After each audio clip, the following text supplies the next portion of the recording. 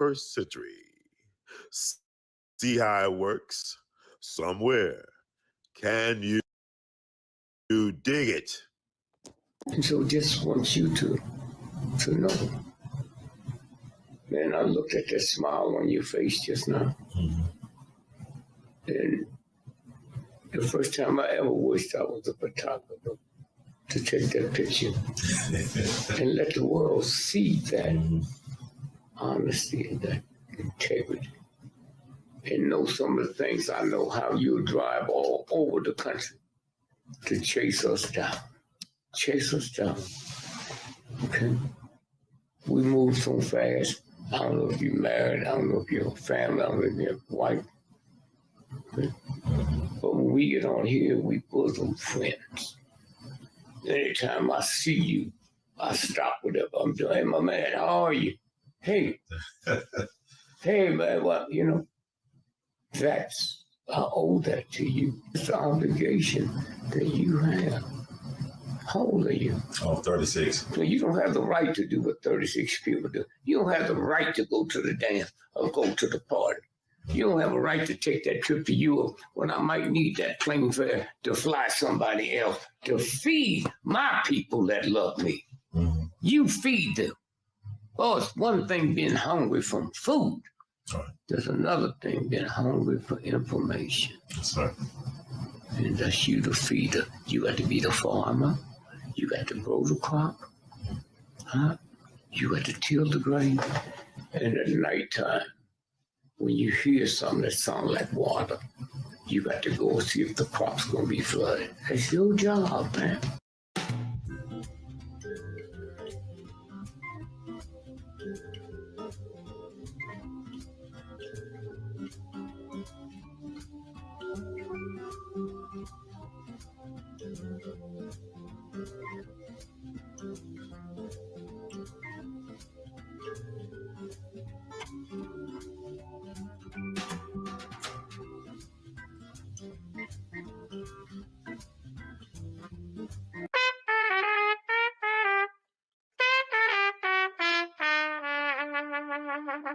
Hey, everybody, this is Brother Ron. I am asking you all to do me a big favor. Think about supporting the We All Be movement. Your donation is tax deductible. The We All Be Group Incorporated is a recognized 501c3. And I'm just asking you all because I want to keep on bringing y'all quality work through the way that I know how to do best. And I'm going to sing my praises and toot my horn. A lot of y'all were not hip to Dick Gregory until Brother Ron brought him on the We All Be platform, until that Django review we did. Y'all seen another side of Judge Joe Brown, and Judge Joe Brown's message has been amplified. But it was We All Be that brought Judge Joe Brown to y'all back in 2014. And so many others. And we covered so many things. So help us out so we can help you all. Peace.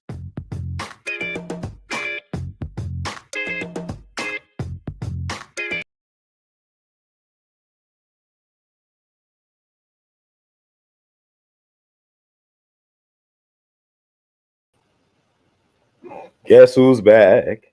Back again. Brother Ron. Tell a friend. Guess who's back and still black? Guess who's back and still black? Guess who's back? And it's the big payback. All right, it's Brother Ron. Welcome, boys and girls, ladies and gents, scholars and laymen and women. This is We All Be News Free Dixie for the 21st century. I hope you can hear the words come out of my mouth. This is yours truly, Brother Ron, checking in. People are asking, well, what Brother Ron be? We all be in it to win it? Where we all be? Well, We All Be was actually suspended for a week last week.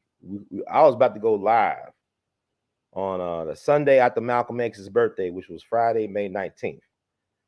I was about to go live, and then I get a notification, an email notification, saying that my live streaming and uploading privileges have been suspended for a week because I was in violation of community guidelines. I'm saying, what was going on?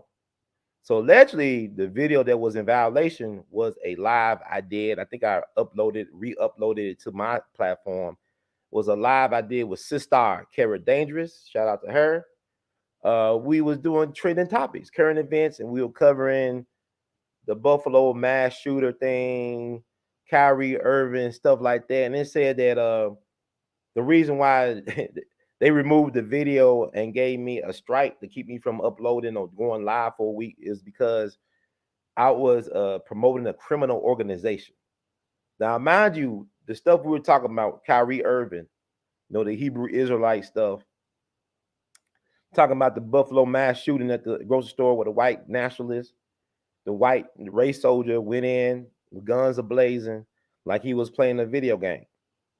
This is what I was talking about, but they said I was promoting a criminal organization, which is really weird.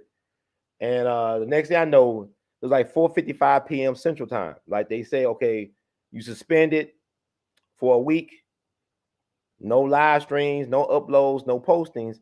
Then the same minute, 4:55 p.m. Central Time, they said that you got out the partner program, the YouTube partnership program. No, they demonetized me from YouTube, which means I can't earn any revenue from any of the videos I have uploaded over the years. The thousands of videos, literally, I have uploaded that I have helped to create content that people have fed them. Like Baba Dick said, I'm the feeder. I have fed people information at my own expense. And they said, well, you can't even make no AdSense money off the ads. And YouTube have grown rich and fat off of people putting in work. This is not easy to be a content creator. This takes a lot of time. You gotta, figure out subject matter. Then you get the editing process. There's a lot of time and stuff that goes into this that you can't get back. And you really can't put a value, a dollar sign on the time that is put or spent in doing this work. So, it's like, man, really? Y'all gonna like suspend me for a week and then also demonetize my channel? And I've been on YouTube since 2009. I've been here a long time. I see all the trends come and go. I've seen stars and superstars born, then they, shooting stars, whatever. But it is fascinating because I have known other people, in particular Black content creators, who have lost their right to earn revenue off their content that they create on this very popular platform. This is the same platform that people would take your intellectual property, would take your hard-earned work, and they'll package it, edit and whatnot, and make it into their own, and don't give you any credit for it. And I've been breaking bread for years in terms of giving them information. Man, I traveled the country. Like Baba Dick Gregory told you, I would drive across the country. Literally, I would drive to New York or DC or wherever Baba Dick was at, St. Louis, and get that word from him for the people. And then he told me, Brother Ron, please share my contact information, which I did with no problem because I believe sharing is caring. You know what I'm saying? I spread the wealth. And there's a lot of folks that have benefited tremendously from my generosity. And it's not either here or there, but people have grown, fed off the hog, high off the hog, whatever you want to call it. People have been able to live a certain life based on generosity from yours truly. I am the person. I'm going to be that little richer dude. I am the person that gave y'all Baba Dick Gregory. I reintroduced him to a new generation of listeners. He would tell me that time and time again. I remember when I uploaded his Django review, his review of Django on chain, where he called out Spike Lee for being a hypocrite. I didn't think nothing of it. I had called him out the blue. I think I called his wife Lil to schedule, some hour-long interview, phone recording. And I believe I asked him about Django. And he sung high praises of Django Unchained, Quentin Tarantino's award-winning film, right? He said, basically like he gave an endorsement kind of like what Woodrow Wilson did for Birth of a Nation in sort of way, because, he says, it's so powerful because he gave the historical explanation for the movie Django. He showed us how the Django character was based on Dangerfield Newby, who's one of John Brown's Black Raiders at Harper's Ferry, who was trying to start an uprising to free his wife. On his person, there was a letter from his wife telling him, hurry, baby, hurry, come free us, And he was one of the first people killed at Harper's Ferry on the John Brown side. And I know Bobby D. Gregory would talk about his annual pilgrimage to Harper's Ferry out in West Virginia. And I made a pilgrimage one year. And it's a very powerful, beautiful, poetic place where there's a history of violence that can't be wiped away from ancestral or national memory. And I talked to the park rangers, and they confirmed, yes, Dick Gregory will come here on a regular basis to pay his respects. They told me these are park rangers. They said he will come here and pay his pay his respects on a regular basis. John Brown was a Taurus, like I am. John Brown was born May 9th. John Brown was about that action. He said, enough talk, it's time for action. That is how I feel right now. Enough talking and groveling and begging and trying to stay on the plantation. What YouTube really did for me in a way is free me from these unrealistic expectations from not only their platform, but from other people. This need to please, this need to fit in. I never fit in, but I'll never give up, give out, or give in either. I'm a marathon runner, not in the physical sense, but in the spiritual, intellectual, and creative sense. So this is not a crisis. This is not a roadblock. A crisis is just an unrecognized opportunity. A crisis is just an unrecognized opportunity. A crisis is just an unrecognized opportunity.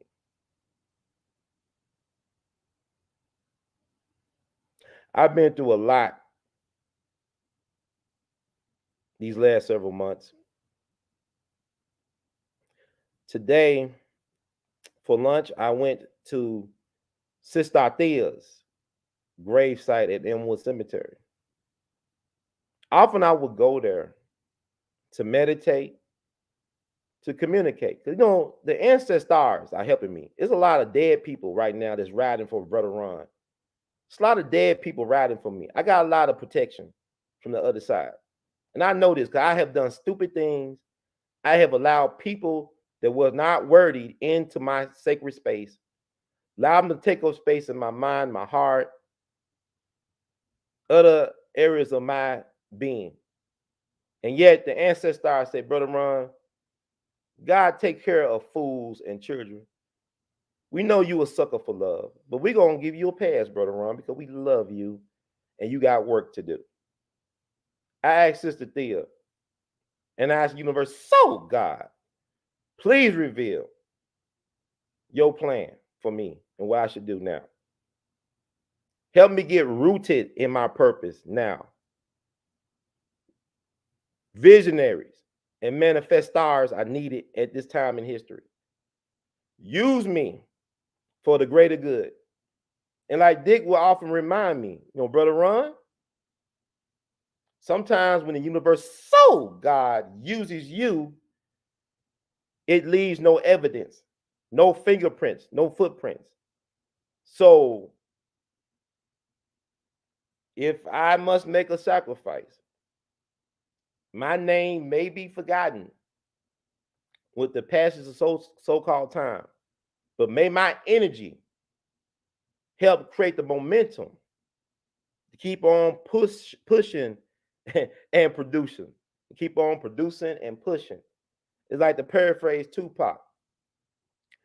I may not change the world, but I will spark the mind that will. I may not be that person, but I will spark the mind. I will make a way for that person. I'm willing to be that pioneer to help lay that road down for that person to walk an easier path, but to get to where we need to get to as a people faster. I'm not that far away from where, first of all, I'm right near where they shot Dr. King in the face. And I'm also not that far where Dr. King did his last speech of the mountaintop speech. There's a reason why he said we as a people will get there. There's a reason why I call this We All Be, because it's going to take we, us, all of us to figure out how to get there. together, and everybody ain't gonna make it. And that's the cost you pay for trying to build a nation, to build a movement, to build a family. I'm realizing at 43, one of the most revolutionary things you can do is create a family. John Brown had 20 children. John Brown had 20 children. John Brown had 20 children. He was Nick Cannon before Nick Cannon. But he didn't have his children for selfish purpose. Very selfless. I mean, maybe he was very, people thought he was crazy. Most great people are considered crazy because they do stuff to the extreme. Like Barry Goldwater used to say, they thought he was crazy. Extremism can be a virtue. You don't get a Charlie Parker who practiced 15 to 20 hours on his saxophone for 4 years. All right? You don't get that type of greatness without work or work ethic and putting in time and getting to know thyself, spending time with thyself, perfecting yourself through your craft, being able to articulate what you think and manifest it in this reality, in this matrix. It's not just a gift. It's work. It's work. So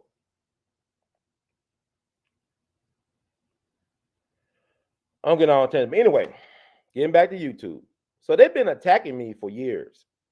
I'm so used to getting bullied by individuals and organizations, whether it be the schoolyard bully, whether it be the IRS, whether it be anything or any entity or anyone.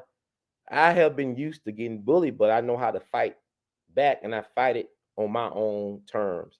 I did it my way. Okay. So this is just another chapter in my book, another part of my movie. I'm in my second act in life. I want to build. I want to get rooted. Idea to get rooted. I want to manifest some things. I'm a Taurus. Tauruses are good at manifesting stuff. Dr. King was a Capricorn. Coretta was a Taurus. Coretta is the reason why we know about Dr. King, because she was working on the King Center. As soon as they shot him down in Memphis, she was already looking out for the legacy, working on the King Center, working on making his birthday a federal holiday. And the people in King's circle were telling her to move on. The time's up, move on. Let's stay in the past. Let's not bring this up. No, thank God for Coretta. So it's important to know who you marry, who's you marrying, and whose you is, and whose they is. Marry a helpmate, not a hindrance. Not a hindrance, not a person that's going to bring you down instead of lifting you up. Know who you're dealing with. Because the only people that can really, really hurt you really bad are the people that you so-called love. Those are the only people that really hurt. I mean, strangers could do things. Strangers can kill you and do horrible things to you. But when it comes from a person that you love, that you thought you knew, and you thought they knew you, and then you thought they had your best interest, that would hurt. That would really hurt. It's not personal when a stranger does it. It's personal when family does it. It's personal when friends do it, not when strangers do it. But then you got to ask yourself, how well do you really know your family and friends? And that's another question, because a lot of people get done in by family. Cain and Abel situation. Come on now. Menendez brothers. Come on now. Okay. That's what I'm talking about. So they started this back in 2018, attacking me, YouTube, in a serious way. Now, in more reasonable times, like, earlier, like around 2013, people will contest your video. You were able to file an appeal. If you made some type of rhyme and reason, they would say, okay, our bad, we'll let you get by with this. Okay, we see what you're doing, These days, they're going by algorithms and stuff like that. You think you're dealing with a human being, you're dealing with artificial intelligence. Transhumanism is off the hizzy. This is Skynet. You talking about 5G. 5G is Skynet 2.0. Terminator tell y'all what's going on. iRobot, come on, get a clue. Take a look. It's all online and not just in your mind. So you ever talk to the person, oh, okay, we made a mistake. Now you can't even talk to nobody. You can make a great compelling argument for why your video is not promoting a criminal organization. And they say, oh, we upheld our ruling, even though there's evidence to the contrary. It's like they started, I had did an interview with Baba Dick about the Sandy Hook situation. All Baba Dick was saying in that clip was that you notice how they changed the narrative. Like, first it's multiple shooters, then they say it's one shooter. You know, so you got the police scanner saying all types of interesting things, right? But then the story changes from the initial rough draft until the so-called official story. It's like night and day, 3 or 4 or 5 days and nights removed. You know, by the time you get to the official story versus the rough draft edition. Baba Dick was telling people to think for themselves, to do their research, and to pay attention. The games. He didn't say it didn't happen. He did not say people did not get killed. He was just saying, look at how they control the narrative and what is the agenda and purpose of controlling said narrative. And that video got removed. They kept me from live streaming. I want to say 90 days. This is back in 2018. It was the same night I live streamed Judge Joe Brown downtown at the Ernest Withers Museum. The same night I live streamed Judge Joe Brown. I'm coming home, went to McDonald's, get something to eat. I'm seeing on my phone, I was staying in a hotel, one of those extended stays. I see on my phone, oh, you've been suspended for 90 days because of this Sandy Hook video, which was nothing about saying it was fake. Even with the Alex Jones thing, is very disingenuous, but I'm not going to get into that right now. I want to talk about other things, but I just want y'all to think for yourselves, and that's very important.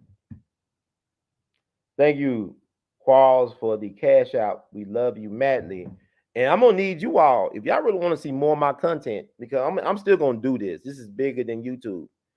This is about life and death. I know that sounds weird, but I have put my life, I literally put my life on the line for what I have been doing for years. I have investigated suicidal, so-called suicide cases. It was actually lynchings.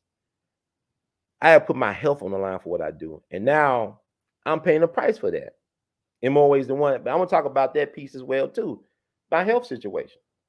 Because I think it's important to be transparent. Because I don't think people understand, like what's happened to Steve Coakley and so many of our greats, how, you know, you are alienated. You are chastised. You are marginalized by the people you're supposed to be helping. And then when you die, they want to lionize you and canonize you and things like that. And speak great. Well, I broke bread with Brother Ron. Brother Ron, me, man, we all be from day one. No, you wasn't. If you were with me from day one, I should still be around. And I think the blessings for the technology, because I do back up my recordings, my videos. So this is like a letter to my unborn, or to those not yet born, for the future generations.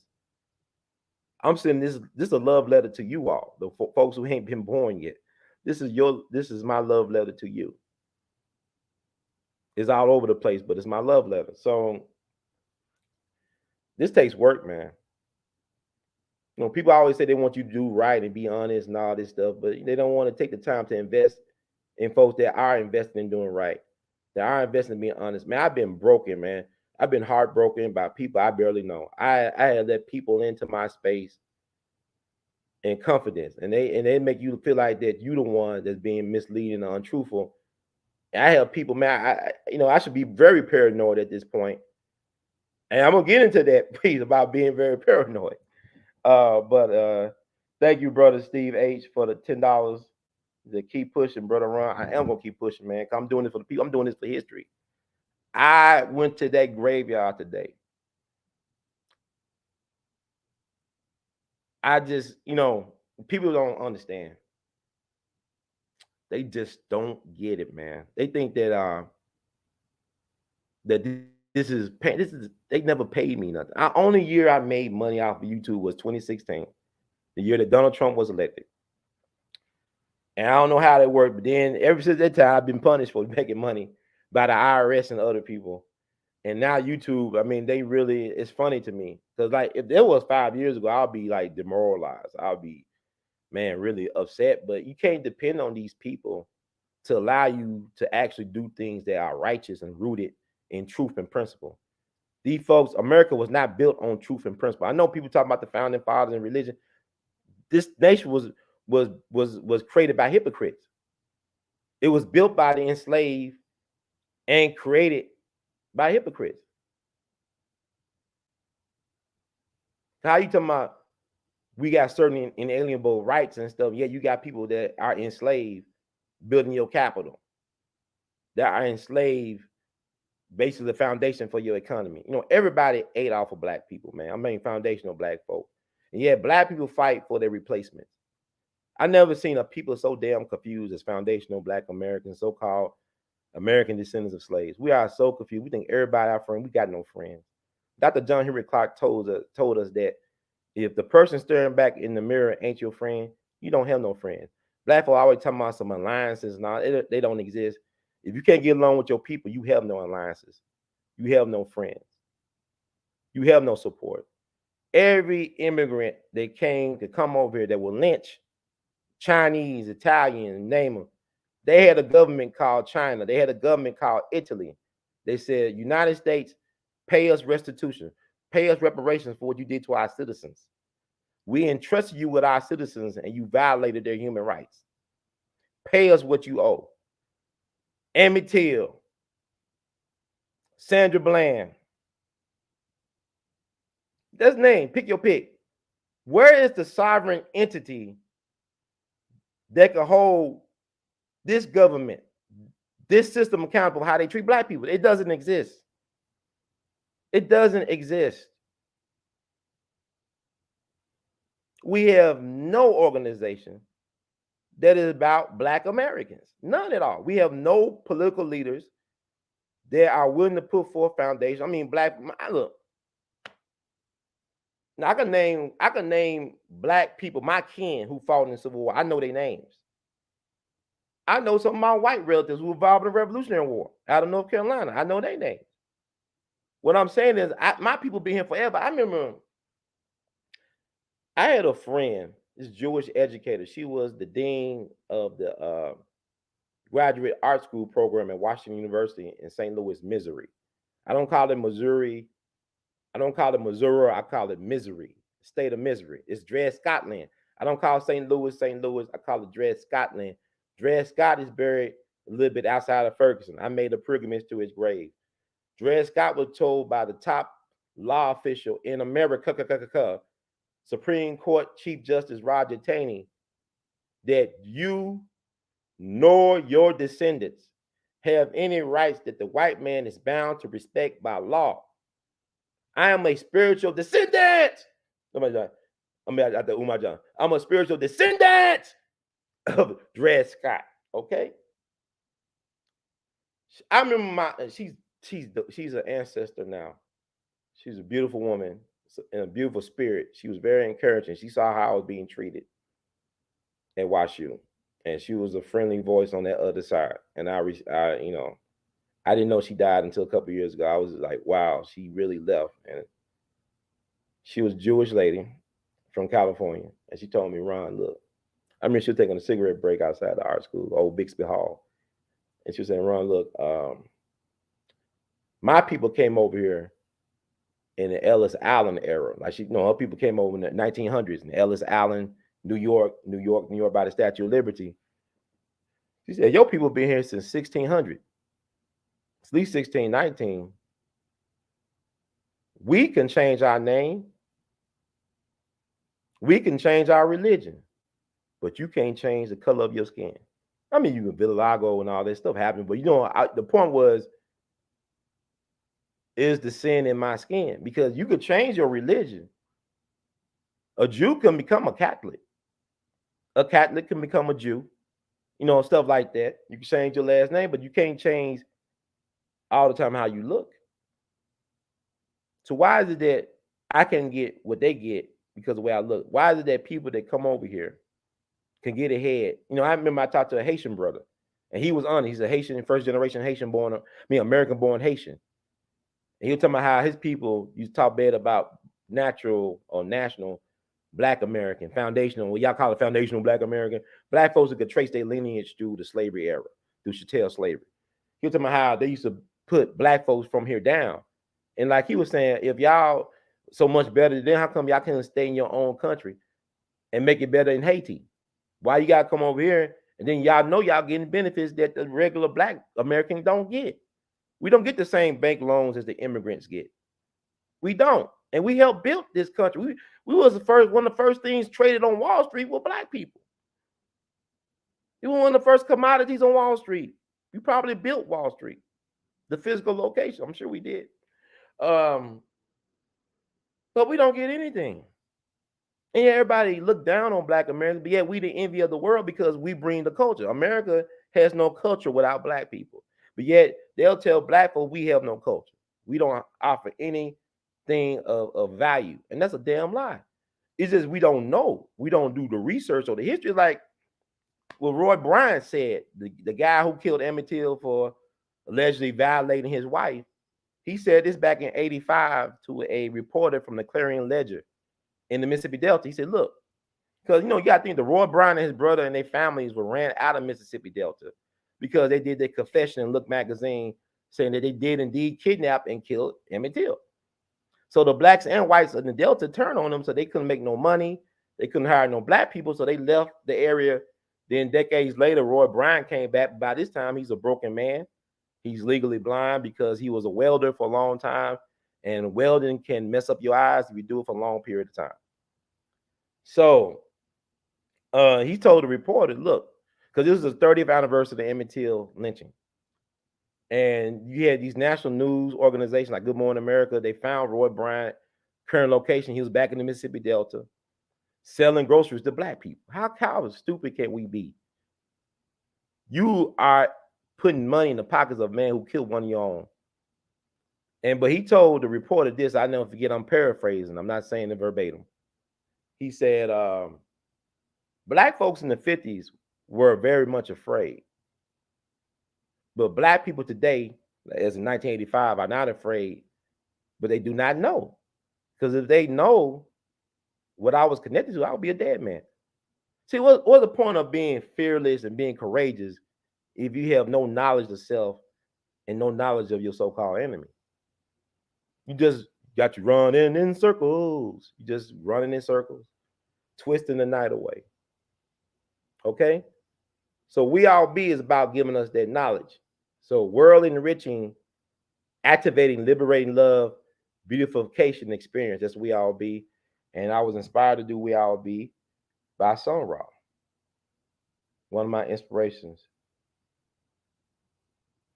So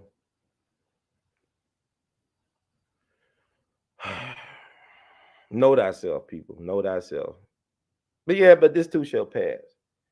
But what we're gonna do now, and thank you all for the support. The way you support me right now is you can Cash App your support, $R2C2H2, PayPal, Google Pay, and Zelle, R2C2H2 @gmail.com. You can Venmo your support at R2C2H2. Apple Cash, 901-299-4355. Also, you can join our Patreon, patreon.com/We All Be. I'm very happy. I feel very liberated. Because this is in my blood. This is my DNA to do the type of work I'm doing. My Uncle Frenchie, he passed back in 2021, just shy of his 95th birthday. I thought he'd make it to 100. But at that time, a little bit before his passing, unfortunately, the family lost the paper. But he had the oldest black-owned newspaper in the state of South Carolina, the Charleston Chronicle. I met my uncle on his 87th birthday, and he could really easily qualify as the most interesting man in the world. Because what I started doing, I started, recording him with my camera, and I started sharing these stories with the rest of our family to get to know Uncle Frenchie, as we call him. Uncle Frenchie was an amazing man. First of all, he's a legend in Charleston, South Carolina. He was a living legend. He has a street name for him in his honor, in Charleston. Very well liked, was a brilliant commentator, essayist. He was very gifted at writing and also photojournalism. He was one of the first black photojournalists in Vietnam, one of the first black U.S. photojournalists during the Vietnam War. He worked through the Navy.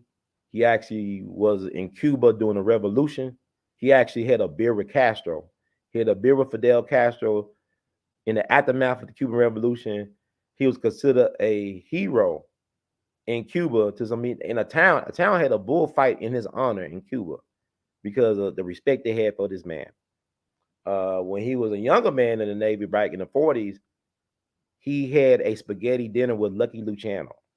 You know, the guy who was the George Washington of organized crime in America.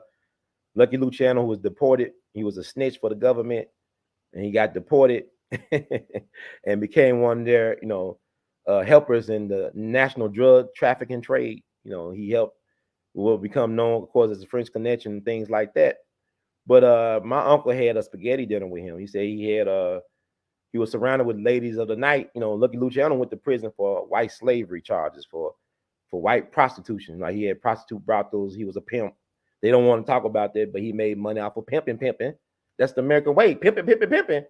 And they caught Lucky Luciano down in Hot Springs, Arkansas, of all places, on the run. Because Hot Springs was Las Vegas back in the 30s. Before there was Las Vegas as we know it, Hot Springs was Vegas before Vegas. And all the gangsters from Lucky Luciano to Al Capone, Meyer Lansky, and Bugsy Siegel, all these gangsters would come to Hot Springs. Ain't nothing but a gangster party. You know, and Hot Springs was a neutral spot where, it was like Vatican City. You know, whatever going on with the Holocaust, you can't bring it in Vatican City.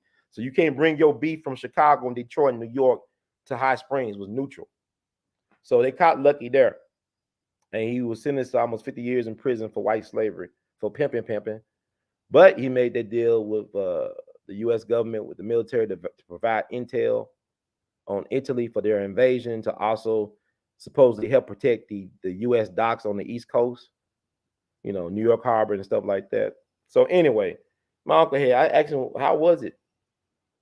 He said that Lucky, he was just interested to know that he was happy to know that we were Americans. And he was asking about what was going on back home, because he could not set foot in America after he was deported. They brought him back when he was dead. He died in 1962. It was under questionable circumstances. They said he had a heart attack, but he was at the airport trying to pick up a Hollywood producer to write to do a movie about his life. And there's a book I read based on so-called testimony of Lucky Luciano. That's supposed to have been the movie. But Lucky, when he met with the Hollywood producer, he had a heart attack all of a sudden. So everything that he knew went to the grave with him. All the stuff that he could have put in his movie. I believe he wanted Dean Martin from the Rat Pack to play him, which would have been interesting. He saw Dean Martin playing him, from my understanding. But anyway, he said that he was as curious about what's going on back home. And then he said, I'll see you around later. He said, oh, we ain't gonna see you around later. My uncle said something like, well, we ain't worry about seeing Lucky Luciano around. But he was an interesting dude. He went club hopping. Ida Bricktop Smith, a Harlem Renaissance figure who owned a lot of clubs in Europe back in the day. Bricktop. Hobnob with Ava Gardner, going clubbing in Europe and all this stuff. Did a phenomenal life. But my uncle Frizzy passed away right before his 95th birthday. He would have been 95 years old that October 7th in 2021. And I remember the next day, I got a call from Bill Cosby, Dr. Bill Cosby. And I told him about my uncle Frenchie dying the day before. And in his way, he offered his condolences. And he said, before they fill the house, get them papers. Get the paper. There's money in the papers. There's money in our stories. There's gold in them damn hills, and them damn pages. In them there pages, there's gold. He was telling the family, don't throw out the newspaper archive, because you can always use that. People will look for that, and they will be willing to pay for that, because it's come from, like, if they look for a particular date and time, you have actually like the contemporary account of perspective of that event, of that historical event, instead of having somebody years or decades later come behind and write their perspective. You will actually have the actual perspective from that period. And that will make Ivy Wells Barnett work so important and vital, is that she published pamphlets, the Red Racket, about lynchings before any institution was interested in covering the lynchings of Black people in this country.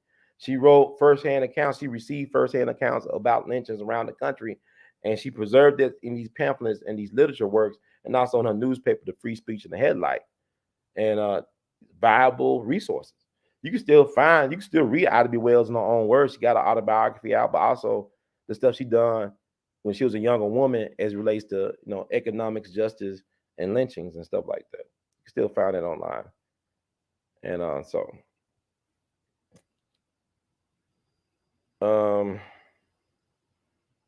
yeah, let me talk about this. I went to the Atlanta Jazz Festival. It was amazing. Amazing. It was incredible. I had no idea that they were getting down like that in the ATL. I had no idea that many people still love jazz. The first day, it was a 3-day event. They've been doing this for almost 50 years. And it's free to the people. I mean, the food ain't free. The parking show ain't free. The food show ain't free. But the music flowed freely. And it was amazing. And I'm just going to sing the praises and do that right quick. And then we'll get to honoring or remembering Jim Brown and Nutbush Tina. Nutbush Tina. And I helped Judge Joe Brown do the honors of honoring Nutbush Tina. But this is We All Be. This is News Free Dixie for the 21st century. That's News Free Dixie for the 21st century. I'm going to go check out the chats right quick. Hey, Darian, nice to see you here. No, if you want a friend, like what Harry Truman said, if you want a friend in DC, get a dog. A lot of us getting dogs and stuff because we have no friends, man. Dogs are loyal bitches. You know what I'm saying? I love a loyal bitch. But it's hard to find one in human form. I love a loyal bitch because I will give. People don't understand. I have an in me to give them my all. If you loyal to me, I will give you. I will move mountains. I will manifest stuff. But like then, it's fool's gold. Like, and I love Amy Winehouse. She got a song called Fool's Gold. So I just been a fool for a long time. Everybody plays the fool. Sometimes, baby, it may be factual, may be cruel. I'm gonna keep on, cause I'm a sucker for love. I ain't gonna never give up on love. Never gonna give up on love. I'm never gonna become bitter. Like I was talking about dogs. I have no problem with dogs. I was attacked by a dog, and I still don't. I don't have traumas with dogs. I don't. It was weird how the dog attacked me. I don't know what that's about. I talked about it before, but I'm not bothered by dogs like that. I don't care to be a pet owner at all, but I have no problem with dogs. And like with people, just because some people do you bad or a woman do you bad, don't mean that you hate all women, that you give up on love. You just keep it pushing and producing. Like I had a conversation with dead people today. I went to Cynthia. Y'all don't understand.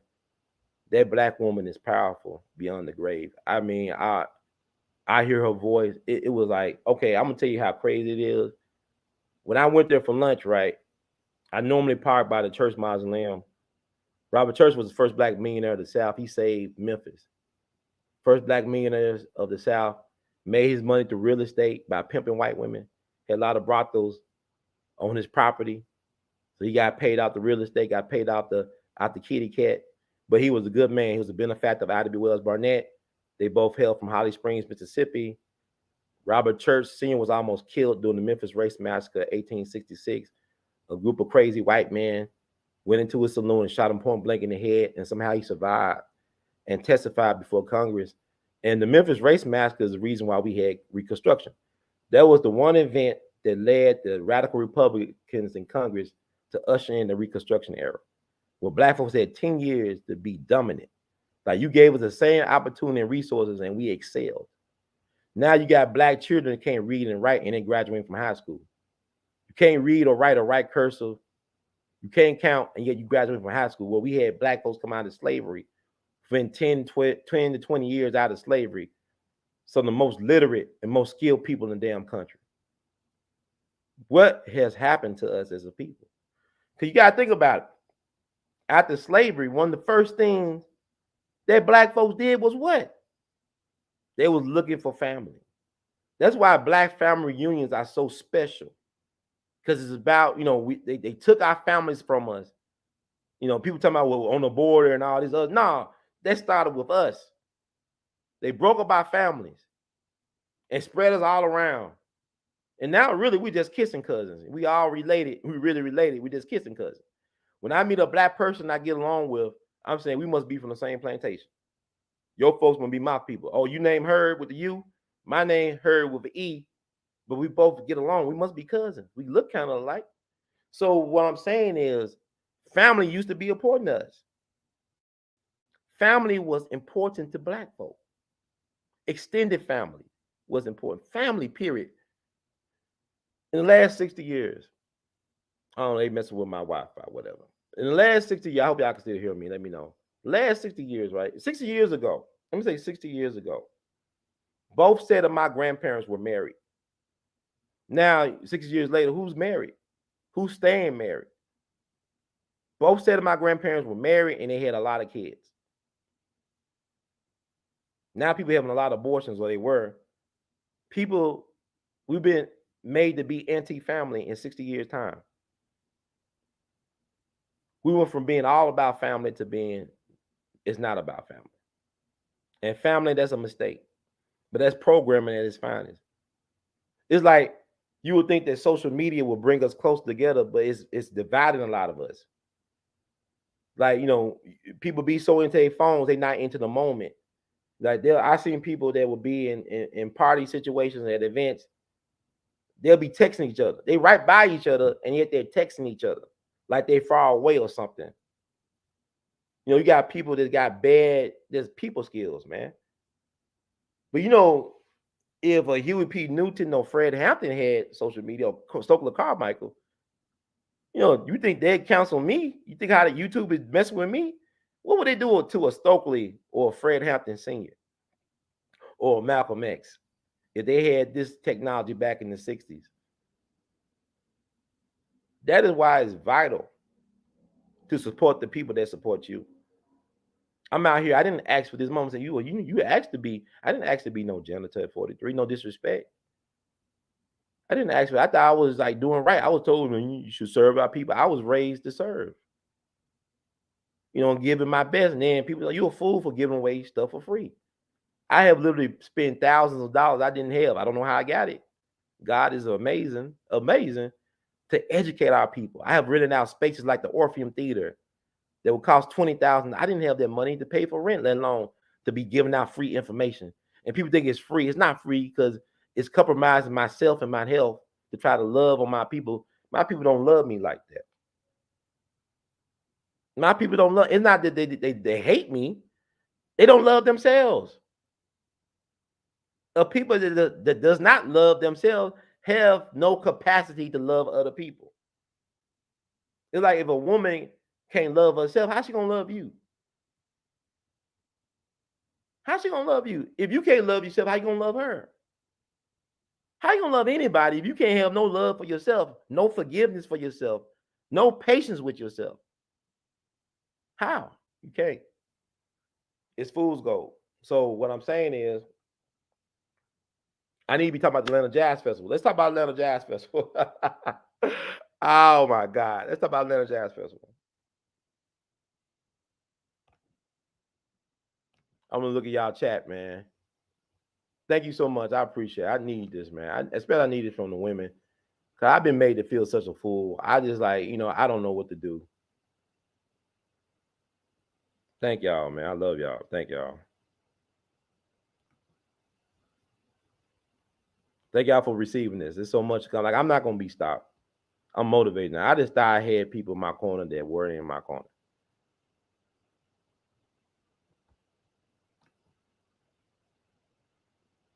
Yeah, it might be. I got a Patreon. Is that We All Be.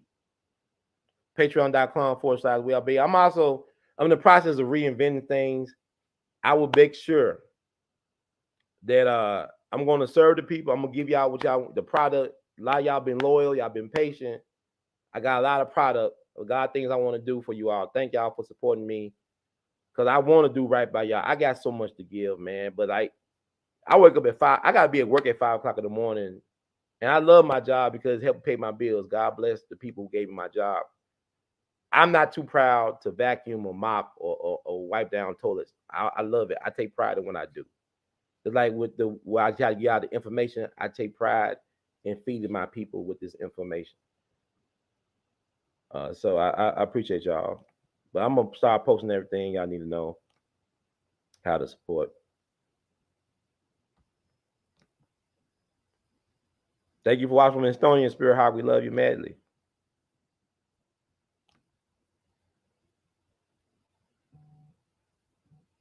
Thank y'all for the cash. I appreciate it.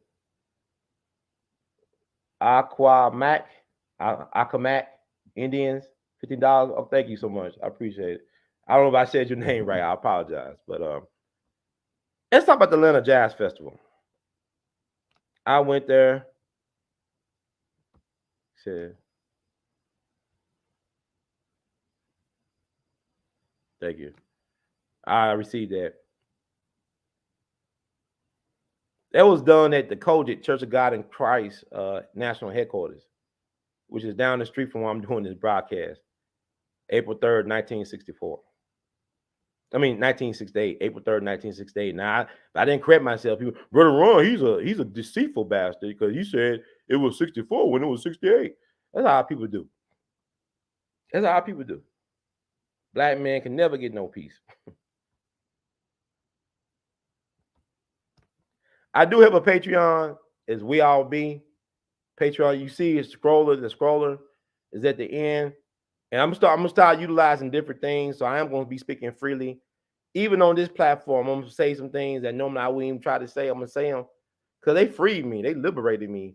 Patreon.com, we all be. That's my Patreon. And I'm gonna work on being more connected because a lot of y'all reach out to me, and I apologize. I be overwhelmed. I don't take no medication for no anxieties and stuff like that. But there's a lot of people getting at me in a lot of different ways. I don't know if I'm being gang stalked or targeted.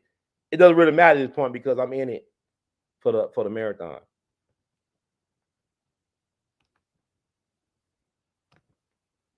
You're revolutionary. You're born October 16th then, because also that's the day of the Million Man March. October 16th is a very powerful day in Black history. Look at all the things that happened on October 16th. Yeah, I'm gonna start doing a Patreon. And also y'all can buy Artivist Art, R2C2H2.com. You can buy Artivist gear at Teespring store, official store. And also you can commission the artist. You see how my artist, you can commission me to do an original piece. I'm working on some original pieces right now. But it's time for me to get back in my creativity, my creative bag. That's where I'm going.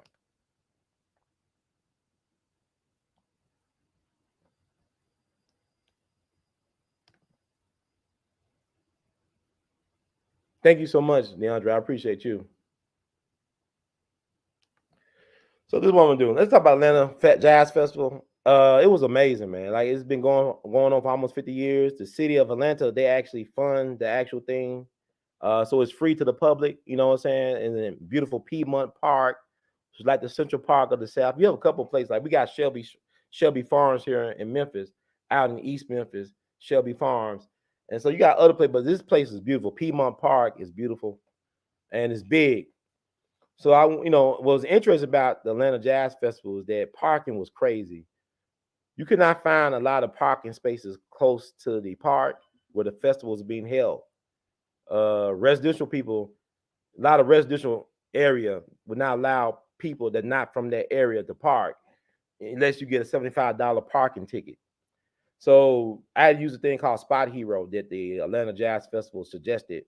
So I was able to find parking, but a lot of times it was 30-minute walks. Then I had to walk 30 minutes to get to the place and walk 30 minutes back. On the third day, I took the lift. I'm gonna tell you why I took the lift. It gave me a lift, you know what I'm saying? But I didn't know what to expect because I was trying to get media credentials and I was late to the party for the media credentials. I was late to the party. So I couldn't get the media credentials. I tried, but then I said, I'm determined because I had these plaques I wanted to give to some people that I really respect and admire. One person is a newcomer, Samara Joy. Samara Joy won Grammy for Best New Artist. Then Nikki Giovanni, I found out that Nikki Giovanni was performing with Javon Jackson, a great tenor saxophonist in the tradition of Coltrane and Dexter Gordon. He played with people like Art Blakey and Elvin Jones, some great jazz masters on the drums and beyond. They did a set. They had a spoken word album they put out that I brought. And I gave her a plaque as well. And also, 7 years in the making, I finally met the great Wynton Marsalis, gave him his plaque, his Jimmy Lunsford Legacy Award. So I gave Samara, whatever, y'all know her name, Joy, her Jimmy Lunsford Legacy plaque. I gave Winton Hills, that was 7 years in the making. I gave Nikki Giovanni an Ivy Wells Stand Your Ground award, like I did for Jason Whitlock and Michi X. He was happy to get that. Y'all gonna see the pictures of that. And I did a short interview that I'll play here as well. And one person I wanted to get was Legacy. Oh, that woman is so phenomenal. That's a very talented, beautiful black woman, talented sister. Uh, I was trying so hard, man. I went through her publicists, her managers.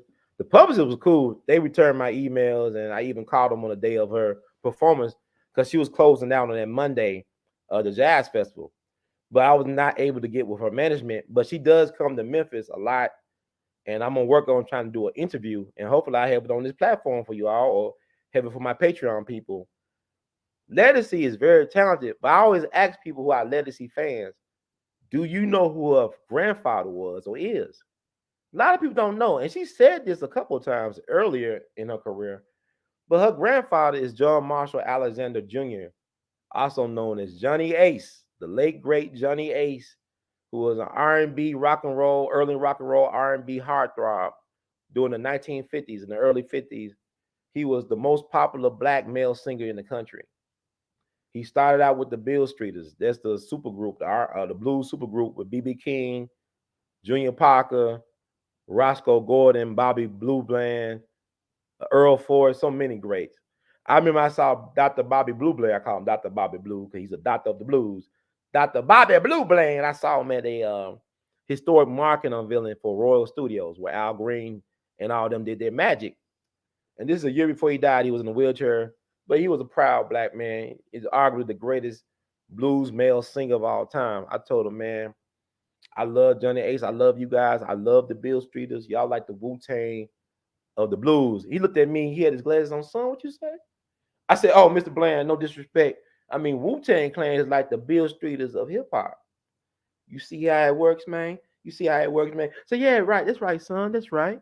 So I told him about my love for Johnny Ace. He said, Johnny was a fine singer. He's a fine singer. But I really wanted to ask him because Johnny Ace's brother, St. Clair Alexander, told me before he died, he believed that Bobby Blue Bland killed his brother. He believed that Bobby Blue Bland put that bullet in that gun that killed Johnny Ace. And there's a story. The story is like Johnny Ace was the most popular male singer of that time for 2 years in the 50s, in the early 50s. In order to get Johnny Ace as your headliner, you to get Bobby Blue Bland, Little Richard, or B.B. King in his opening acts. Think about what I just said. In order to get this man as your headliner, you had to get either Bobby Blue Bland, B.B. King, or Little Richard as your opening acts. We know these are iconic figures in all types of music hall of fame, but Johnny Ace ain't in one except for Jimmy Lunsford Legacy Award that I presented to his daughter, who was 2, and some change when her father accidentally killed himself. Now, Johnny, let me talk about how he killed himself. Now, it was Christmas night. Him and his label mates from Duke Records, Don Roby. Don Roby was like that red dude from the Five Temptations. I mean, not from y'all know that movie that Robert Townsend did, The Five Heartbeats. Like the red character was like y'all said was Suge Knight, but he was probably based on Don Roby too. Don Roby was a high yellow, light skinned black dude that looked at white, but he was a gangster out of Houston. He was a businessman and a gangster out of Houston, Texas. Because people think that Duke Records was started by him in Houston. Now, what he did was Duke Records was started by a white dude that worked at WDIA.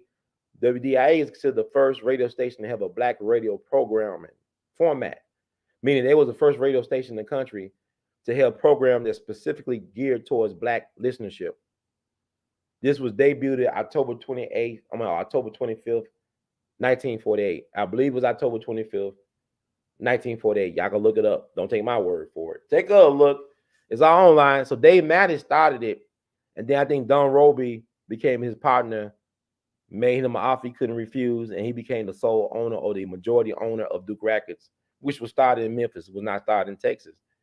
But how Johnny Ace became famous or recognized was because Bobby Blue Bland, Dave Mattis had a song for Bobby Blue Bland to sing, so he could record him. I think, say Dave Mattis or James Mattis, well, I don't know. White boy name.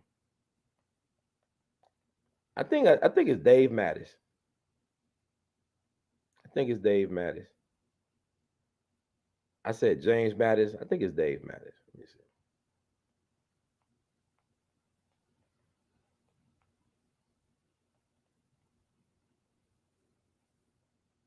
David James Mattis. Yeah, David James Mattis. I got it right. I was in the ballpark. So he wanted to record. I think he was like an engineer at WDIA or something like that in production on the tech side, but he started this record label. But he wanted to record Bobby Blue Bland singing, but Bobby Blue Bland couldn't read. He was like R. Kelly. He was functional illiterate. He couldn't read. Anytime not read music, he couldn't read at all. He couldn't read. Not at that point. So his bandmate from the Bill Street, Johnny Ace, was allowed to record this song called My Song. And it became a hit. And the rest is history. So I mean, Johnny Ace took off before a lot of the people in Bill Street just took off, you know. So Christmas night, 1954, City Auditorium down in Houston, Texas. They're performing a Christmas concert, Duke Records, you know, featuring Johnny Ace, some of his label mates, including Big Mama Thornton. You ain't nothing but a hound dog. That woman, right? Johnny Ace is known for playing around with his 22 caliber gun. I think it's 22 caliber, 22. His 22. He was known when they was on the road. He's like a Ja Morant. He was Ja Morant before Ja Morant. I talked about him before, comparing Ja Morant to Johnny Ace, and I hope it don't end like, you know, Johnny Ace. Ja's 23, Johnny Ace was 25. They got a thing about guns. But Johnny Ace was known for shooting at road signs as they were traveling down the road. And he's also known for being very notorious for pointing his gun at people and pulling the trigger, but he always insisted that the gun was not loaded. So he had this fine petite woman, this pretty brown thing, on his lap named Olivia Gibbs, supposed to be his fiance or his road wife. She's his wife on the road, because allegedly he was getting a divorce, according to her in a newspaper article back in February of '55. He was in the process of getting a divorce. They was already separated. Matter of fact, he wasn't really at home in Memphis. He was always on the road. So really, the marriage was like almost non-existent without the so-called certificate, you know. So she was sitting in his lap. Johnny pointing the gun at people being afraid. He pointing the gun at her. Nothing happened. Big Mama said, "Johnny, stop pointing the gun. You're going to hurt somebody. Johnny, give me that." She took the gun, allegedly, took a bullet out the gun and gave it back to Johnny Ace. That's what the story says in the newspaper. And Johnny trying to put everybody at ease. And look, fellas, wait a minute. Hold on, everybody. Wait a minute.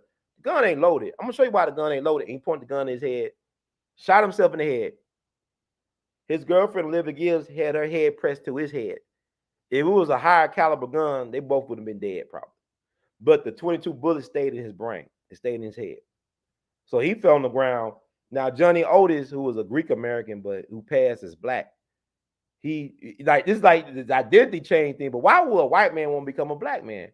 But he left his Greek culture behind and lived as a black man, married a black woman.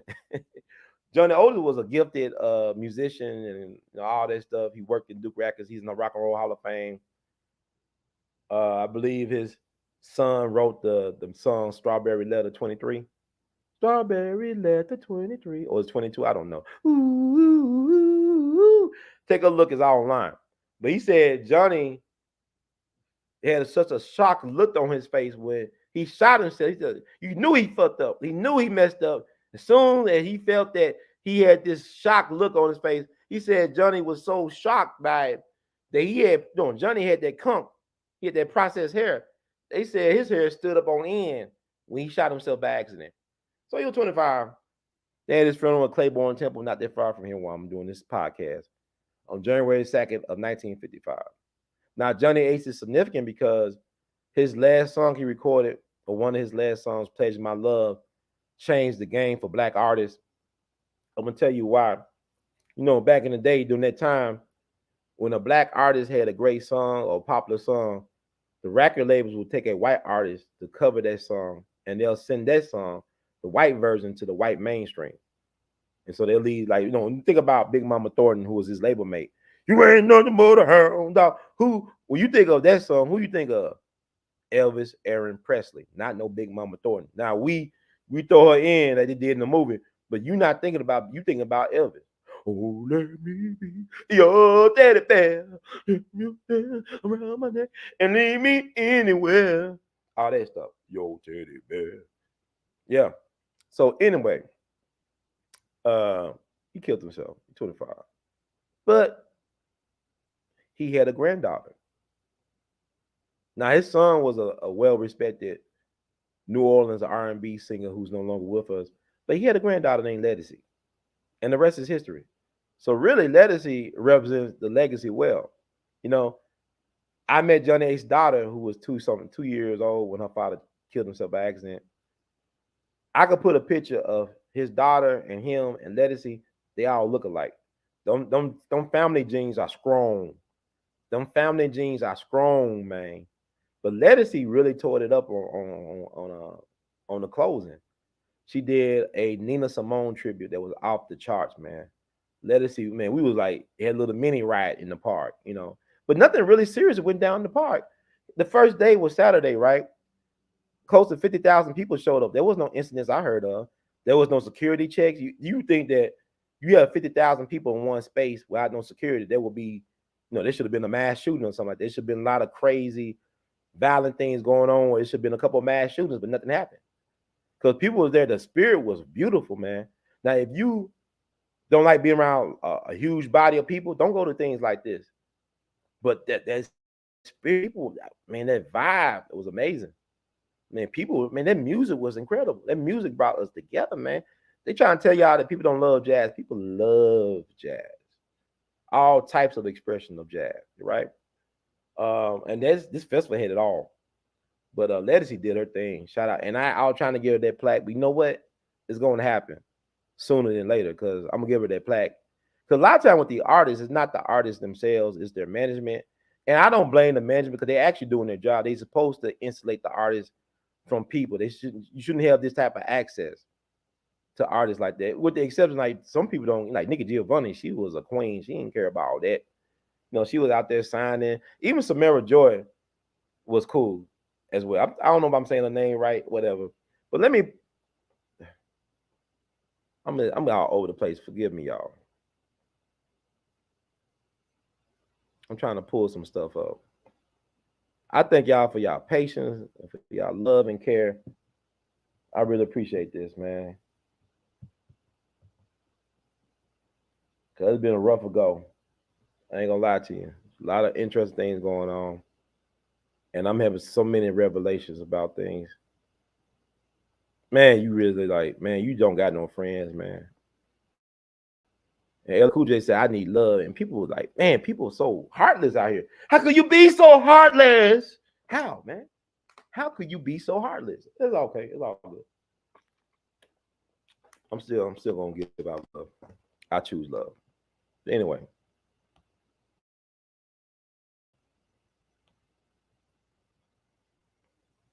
And people want to break you. You ain't gonna break my soul. What Beyonce say? You ain't gonna break my soul. Some stuff. I ain't gonna let nobody break me like that. Okay, I want to share this. Okay, let me see. This is We All Be News Free Dixie for the 21st century. My screen is freezing.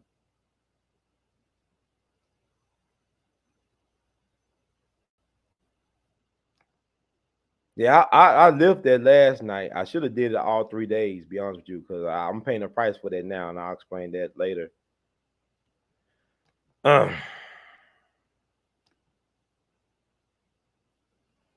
thank y'all for vibing with me tonight. I thank everybody who listen to this podcast and continue to donate and buy things and all that stuff. Because, y'all are crucial because I do it for y'all. If they ask him why he did it for love of the people. So I want to share this, right, as I'm talking. You bring me joy. That's Samara Joy, right? Yay, yay, yay. So that's a We All Be award. I'm trying to see if I can make it. Excuse me, y'all. Okay, it's the We All Be award, right? It's me and Samara Gray Saturday night. God is good because her manager did not want this to happen. And she was out there. She's 23. It's amazing to believe. It is truly amazing to think that she's only 23 years old doing the work that she's doing. And then she told us that she only been doing jazz for 5 years, y'all. She only been doing this jazz singing thing for 5 years. And yet look where she's at now. 2023 Jimmy Lonsford Legacy Award presented to Sister Samara Joy for a life dedicated to excellence in music and music education. Now she won a Grammy for Best New Artist, right? And her manager told me, oh, she's too young to do. I'm gonna read the response. I'm gonna read this for the record, right? Because this is We All Be. She gave me a birthday shout out recently, and she said, "See me soon." And I saw her very soon, right? Not too long ago, she gave me the birthday shout out. But let me read what her manager. I reached out to her management team just days before the festival. Said I want to just present her with a plaque, a Jimmy Lunsford Legacy Award for a life. I didn't say lifetime, for a life dedicated to excellence in music and music education. I'm gonna read this back and forth right quick from her management team. And I didn't take it personal, like they doing their job. Thank you, Sheree M, for the $10. We love you madly. They doing their job. They doing their job. We love you madly. Let me find this. No, it's not. I said legacy. I mean, this is We All Be News Free Dicks for 24. I'm gonna keep on going, man.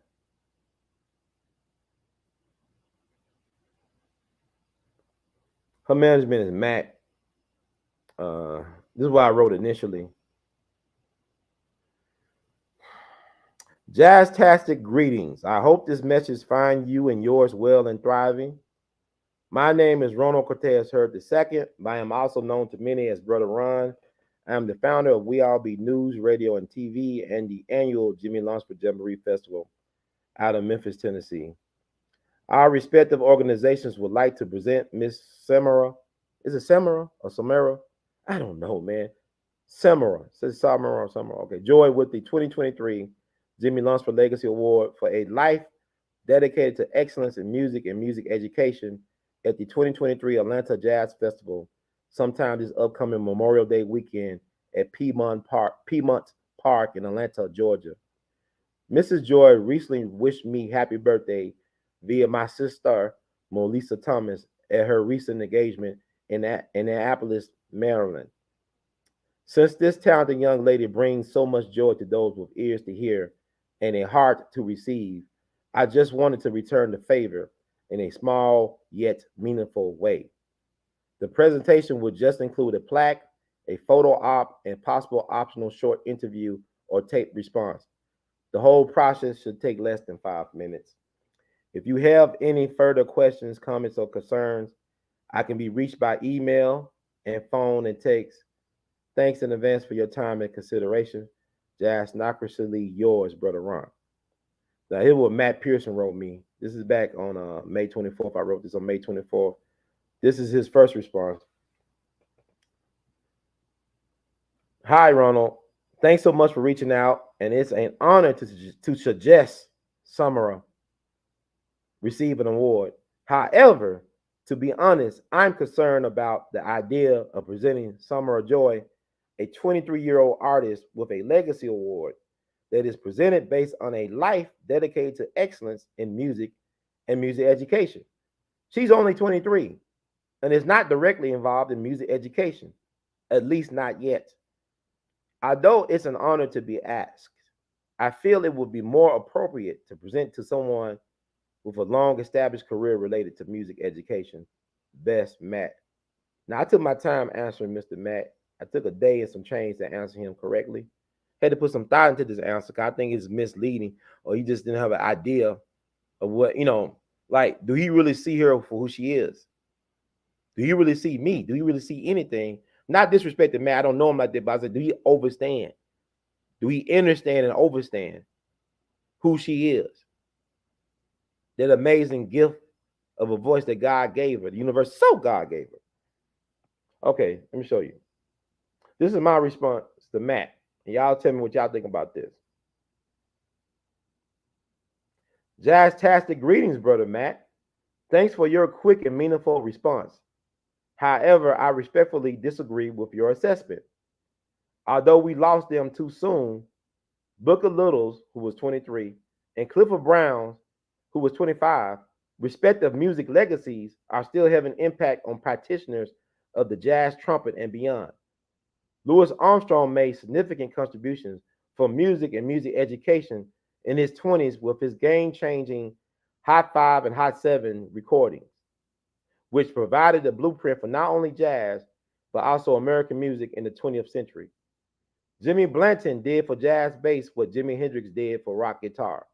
And he was only 23 when he left us his amazing legacy. And Jimi Hendrix, by the way, was just 27. You cannot appreciate jazz guitar without recognizing arguably the father of modern jazz guitar, Charlie Christian, who achieved legendary status by the time he left us at 25. And let's not forget Charlie Yardbird Parker, whose most important contributions to music history were done in his 20s via the creation of bebop. Honorable mentions would include Bix Beiderbecke, 28, Fats Navarro, 26, and Scott LaFaro, 25. I could give more examples, but I think you get the point. Life can be a sprint for some and a marathon for others. However, in the end, it is about quality and not quantity, and age ain't nothing but a number. Sister Summer Joy is a brilliant practitioner of this rich living legacy and heritage. She is already educating or edutaining the masses by sharing her genius gifts and giving honor to those who came before and paved the way. When I first heard her amazing voice, I heard echoes of Sarah and Ella, Sarah Vaughan and Ella Fitzgerald, y'all. Sister Summer has studied the greats and she has learned from them very well. She is introducing a new generation to the wonders of jazz, America's original art form, and unique contribution to the world. She is letting her light shine brightly. I feel compelled to honor this wonderful human being with this award. I am a visual artist, a writer, and musician myself, and I can truly appreciate the dedication and the commitment to her craft and calling that has allowed Sister Summer, or Samara, to soar to great heights in such a short period of time. And I already know that the best is yet to come.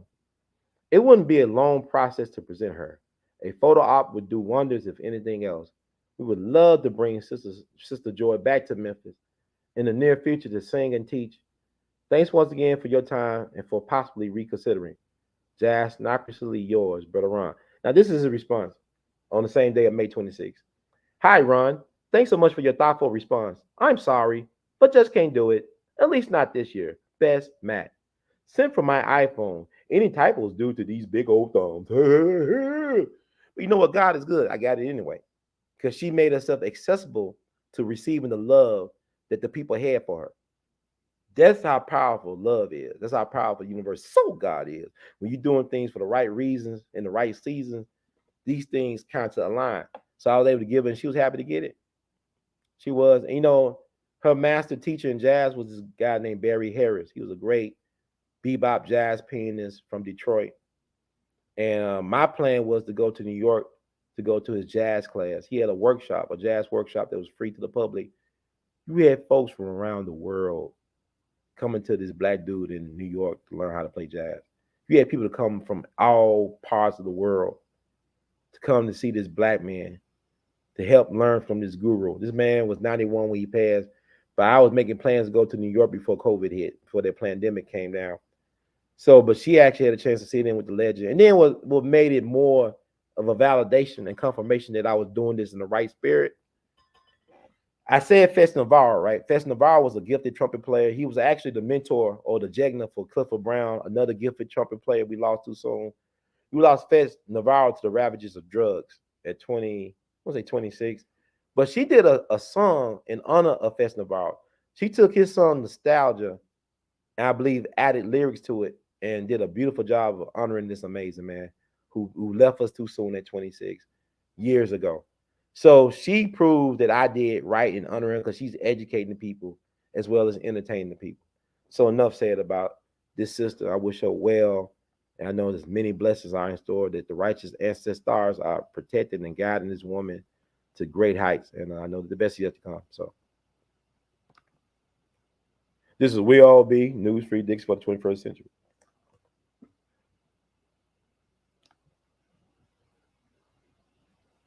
You be all right. Yeah, you're never too young to do the right thing or to be acknowledged. Thank you for Sister Barbara, you dedicated listener. Thank you for your support. Right on. So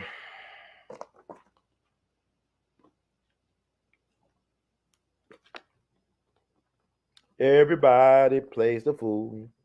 Sometime I might do the Jim Brown, and I'm probably gonna do that separately. I'm trying to get it done in a 2-hour time frame. Yeah, I'm sorry about that if I misled y'all. Some people think I'm lying when things don't go as planned. It's called life. Things don't go in plan don't mean a person lie. They can have great intentions, and people have intentions, and things don't work out. You know what's that old saying? We make plans, and who laughs? God laughs, right? Who laughs? God laughs. Who laughs? God laughs. See how it works. Man, it's so many. Y'all don't know all the things that's happening to me right now. Just pray for me, please. That's all I can say, man. This is insane. I asked for truth. There's a reason why Jack Nicholson said in A Few Good Men, you can't handle the truth. Now I'm handling it. I'm learning. I'm being rooted in my purpose now. I'm being rooted. I'm trying to see something. Sorry for the delays, y'all. I'm a visual person, so I'm trying to provide the visuals. All right, right on.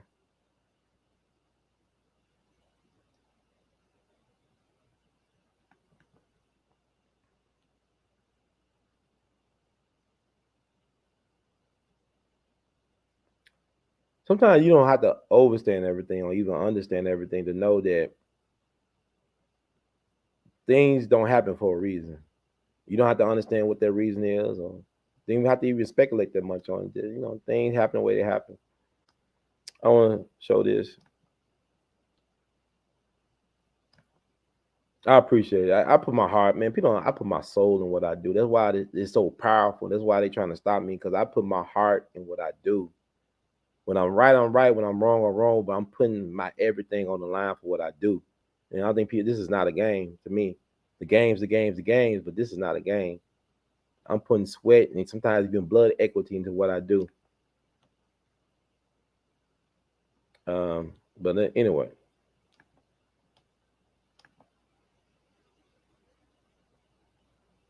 Let me see something.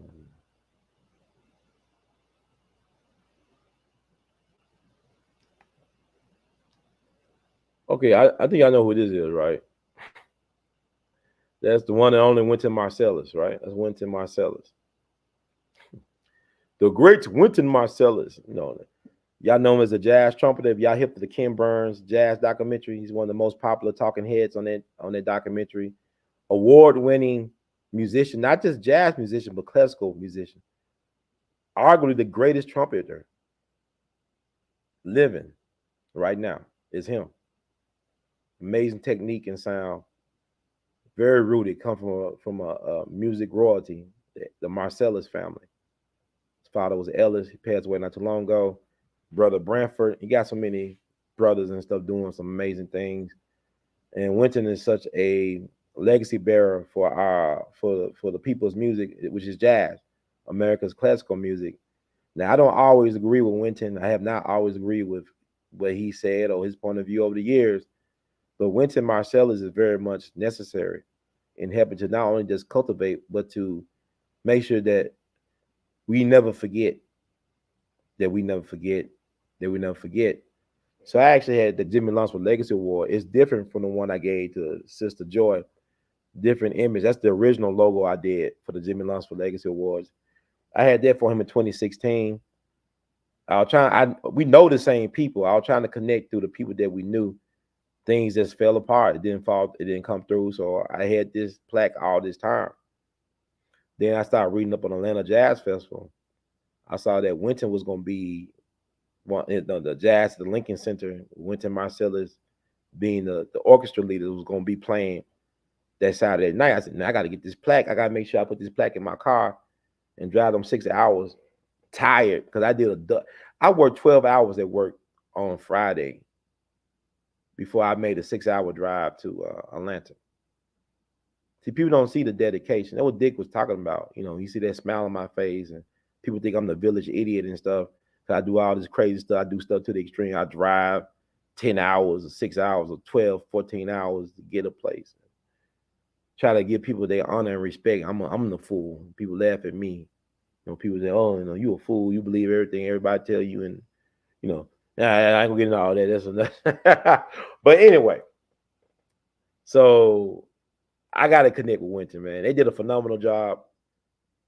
It's interesting how this is why I know God is real. How I got a chance to connect with Winton after all these years of trying to connect with him was that one of his top trumpet players. I think he was the lead trumpet player. This guy, white dude named Chris. He was a phenomenal trumpet player. I was talking to a dude. Like, I'm gonna tell you about the people I was attracting at the festival. I don't know, some type of MK Ultra project or some Manchurian candidate stuff going on. I don't know what's going on in that part. I was attracting some interesting people to me for whatever. And people were digging this hat, man. People loved this hat. I thought this hat was too big for me. But I had the pimps out there. I had the, you know, all the players came from far and wide, where afros and braids of them gangster rise. I had them players salute me on my hat. They took the time. They were profiling young blood. Wait, big man, we love your head, man. We love it. We love this, man. So I was rocking that, and it brought me attention in a lot of different ways. But so I was talking to a white guy. He said he was a musician, trombonist, and like this is where everything was wrapping up when the Marcellus was the closer on that Saturday night. So everything was shutting down, and the people was leaving the park.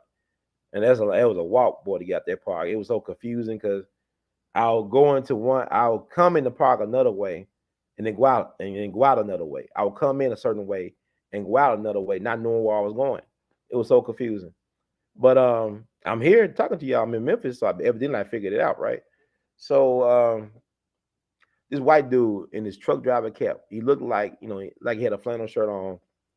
He said he was a musician, but he'll give me like these Jeffrey Dahmer vibes. He remind me of Jeffrey Dahmer a little bit. I don't know who he was. I hate to do this, you know, but we would talk about the music, then he started talking about some other stuff, like he wanted to talk about more personal things. And like I'm saying, then I'm like, man, some weird vibes going from this dude. Because first the dude, we talking about the music, and now all of a sudden we talking about some other stuff, like, are you gonna be here tomorrow? Like, where you gonna be? What are you doing tonight? Like, not too bad, not anything with you. But anyway, the trumpet player came out right at the same time at the security entrance. And I looked at him and I said, hey, man, a phenomenal job on the trumpet, man. I'm a trumpet player myself, yada, yada. I said, look, man, he thanked me profusely for, you know, me acknowledging his gift. He was good. He was very good. Yeah, you couldn't be with no Winton Marcellus if you ain't on that level. But I said, look, I got this plaque. I showed him the plaque. Is there any way this could get to Winton? He said, well, I could give it to him. Then he looked at me again. No, you need to give it to him. I said, yeah, I need to give it to him. He said, come follow me. So he saw the security guard, whatever, the staff. He said, is it okay if I bring my friend? So this dude, he don't even know me. I could be a terrorist or whatever. He said, is it okay to bring my friend backstage with me? And the staff person said, hey, man, the show is over. Our part is done. You do what you got to do. It's okay, follow me. So I follow him. And I see Winton holding court by the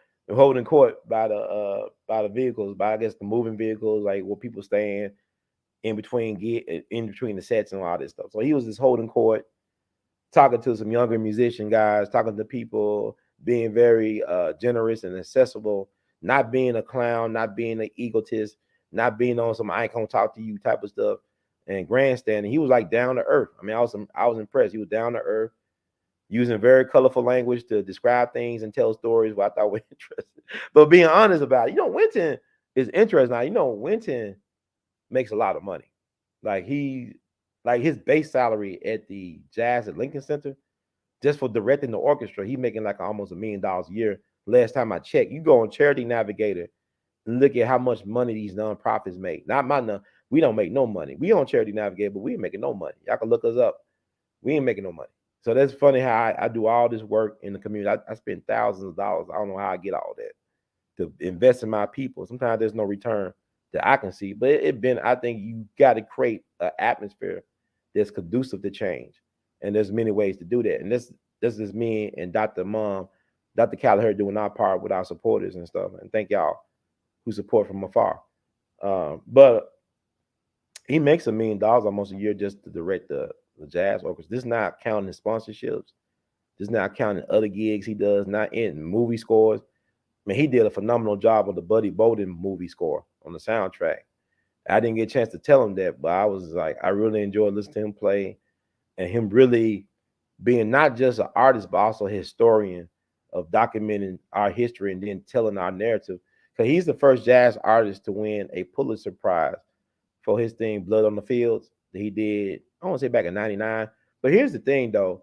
He basically copied what Duke Ellington did decades ago. Duke Ellington is supposed to win a Pulitzer Prize back in the 60s, but they voted him not to. They didn't vote for him. They did not vote for Duke Ellington is arguably the greatest. To me, I'm going to say it like this. I ain't going to say arguably. I'm like, how y'all feel about Jordan and LeBron James? That's how I feel about Duke Ellington. He's the greatest American composer, period. Duke Ellington is the greatest American composer. If Duke Ellington was alive, would he be the age of these rappers or he was 100-something years old? He could still hang with you guys because his music is so damn powerful. It is like, it defies logic. It defies category. Duke Ellington had a famous saying, beyond category. The greatest compliment he could pay you was to say that you were beyond category. And we know I got the, we love you madly. Beyond category. So Duke Ellington would have been game-changing hip-hop. You talking about Jay Dilla and Dr. Dre and who, DJ Premier and all them. Duke would have been right up there with them in 120 years old. But Duke said it, he had class about himself. He said, well, God don't want me to be famous too young. This man is in his 60s at this time. He's already in his 60s. And he said something like, well, God don't want me to be famous too young. He knew, I don't know what he was thinking really, but this is how he said it. He had his class act. It reminded me almost when Buck O'Neil was denied entry to the Baseball Hall of Fame. Buck O'Neil was a great ambassador for the game. He also appeared in Ken Burns' baseball documentaries, like how Wynton Marsalis appeared in Ken Burns' jazz documentary. Buck O'Neil, this helped give Buck O'Neil mainstream recognition, you know. But right before he died, they refused to vote him into the Hall of Fame. Now he's in the Hall of Fame after he'd been dead for years, but they wouldn't do it. He had such a great response because the folks in Kansas City thought he was gonna get in. You know, they got the Negro League Baseball Museum in Kansas City. So I think they was gathered at the museum, and everybody said, "Oh, he's a shoo-in." All the stuff that Buck O'Neil done as being an ambassador, as being a player, as being a coach or manager, whatever, as being an ambassador of the sport. Very colorful figure. It was a big letdown. I think it was people that were more upset or said about it than Buck was. Buck was a class act. But getting back to Wynton, he said something crazy. It wasn't crazy, but I love what he said. He saw the plaque. He already clapped his hand. Oh yeah, what's going on here? What's about to happen? Because Wynton, you know, he got a lot of awards. He got the Pulitzer, which should have been Duke Ellington. Should have been the first person to win. Then he used Duke Ellington's notes from the Smithsonian to help him write Blood on the Fields. The other thing about Duke Ellington did a lot of amazing suites and like Black, Brown, and Beige about Black history in America. Duke Ellington was a historian.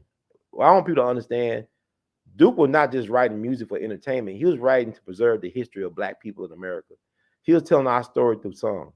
He would do portraits of famous Black people, whether it be Burt Williams or Florence Mills or William Broad or Louis Armstrong. He'll do like musical portraits of our people. Then he'll capture like the history of our people, the narrative.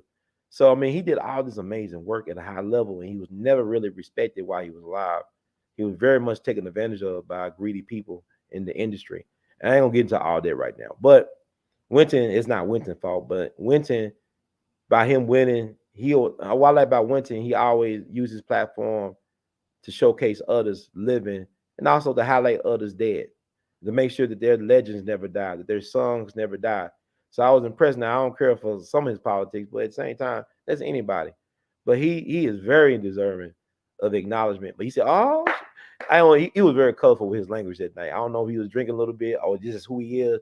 Oh, he's like, I said, this is a Jimmy Lunsford Legacy Award. He said, oh, man. And he a Jimmy Lunsford fan. So I told him, I said, look, I know you love Duke and all that, but you know, Jimmy Blanton, I talk about Jimmy Blunt, the great jazz bassist that changed jazz bass forever. He wanted to be with Jimmy Lunsford because he brought up Gerald Wilson. Gerald Wilson was a brilliant composer. He started out as a trumpet player for Jimmy Lunsford. Also was a composer. I mean, he did. I talked to Gerald Wilson on the phone a couple of times. He passed on now, but Gerald Wilson said that Jimmy Blanton approached them in St. Louis when he was with the Jimmy Lunsford band.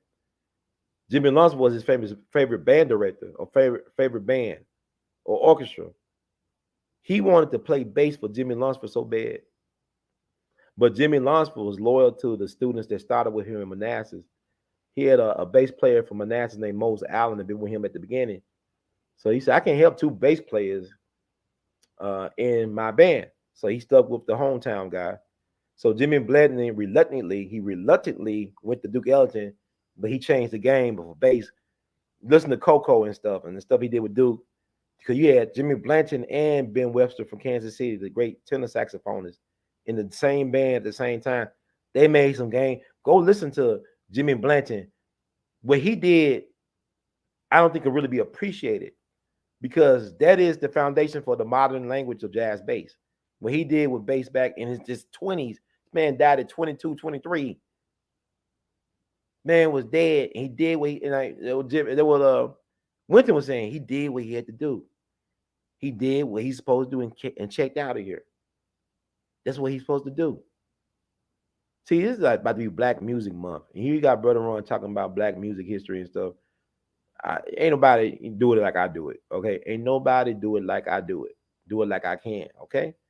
Y'all probably never heard of Jimmy Blanton, but he's the reason why y'all might love a Charles Mingus or Ron Carter or Stanley Clark or any of them cats, man. Or Marcus Miller. He helped build the modern vocabulary for jazz bass. But I told him I want you in my documentary. He ain't answer me back. He ain't give me his personal number and all that, but that'll take time. But what got me in good with him is that I said, Dr. Plato Benjamin sends his regards. And his eyes just lit up. Plato Benjamin is a brilliant Black man. He's in his 80s. He's a cultural critic, an essayist, former professor at UMass. He's from St. Augustine, Florida. Man is an amazing raconteur, orator, storyteller, scholar. I talked to him because a mutual friend put me in touch with him. Now, I had talked to Plato years ago in 2016. I was supposed to meet him in 2016. That fell through. I said plans, you make plans and God left, but 7 years later, a friend of ours put me in touch with him. And I told him I'm trying to get with Winton down in Atlanta. He said, man, I ain't heard from Winton in like over a year, I wrote a thing about Winton being the greatest trumpet player, And I told Winton, hey, Plato sent his regards, and his eyes lit up. Said, man, I got to call Plato. Then he told me a story about them. I was getting beat up by this big football-sized young guy. So that was amazing. And he was really lit up, animated, colorful language. I'm going to just leave it at colorful language.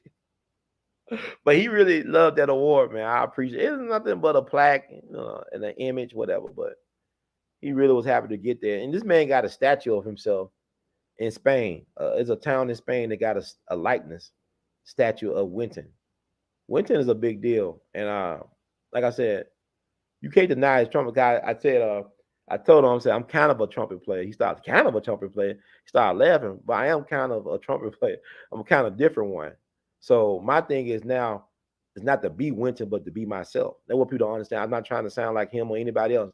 I want to sound like me, because that's where the genius is going to come in, me being me. It's not me being Winton or being Miles. Because, back in the day, too, Miles talked about this in his autobiography, how they try to, this is what they do. This is what this white power establishment does. They do it, they keep their power by divide and conquer. Like, they try to put Winton against Miles Davis. Winton was just starting and Miles was just winding down. And they'll try to, Winton go out to Miles Davis, kind of like how they try to get Louis Armstrong to go out to Dizzy Gillespie, or how they try to get Jackie Robinson go out to Paul Robeson. This is how they do it. They try to divide the generations, right? So Miles wasn't taking the bait. Miles, bro, this motherfucker. Oh shit, bro, this motherfucker. Who is this motherfucker? Who is this fucking Miles Davis? Who the fuck is this motherfucker? So what Miles got to prove is a Winton. You know, Wynton, I think is named after Wynton Kelly, one of Miles's piano players. That I think was on Count of Blue. Great gifted piano player, but Wynton's named after him. His father was a piano player, Ellis.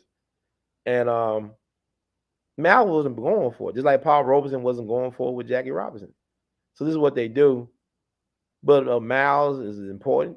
You know, his contribution can't be denied. So anyway, birthday was this it was just recently. I think it was May 26th. Y'all can look it up. But anyway, I think there's enough about Winton. I don't know what else to say about him. Hopefully he called Plato Benjamin. I'm gonna check it with Plato. Plato had me on the phone for 3 hours, man. He was reading. He became a stand-up comic at the age of 80. So he read me his material, and his material is good. This man is brilliant. Look at Plato Benjamin. Plato Benjamin. Play. Let's say THEL, if not two L's, Benjamin. He was on Bill Maher, Politically Incorrect. Them clips are on YouTube. He also got his own blog and all this other stuff. You just type in, you look him on C-SPAN. Man is a brilliant debater. He is brilliant. The man is very thorough with his stuff.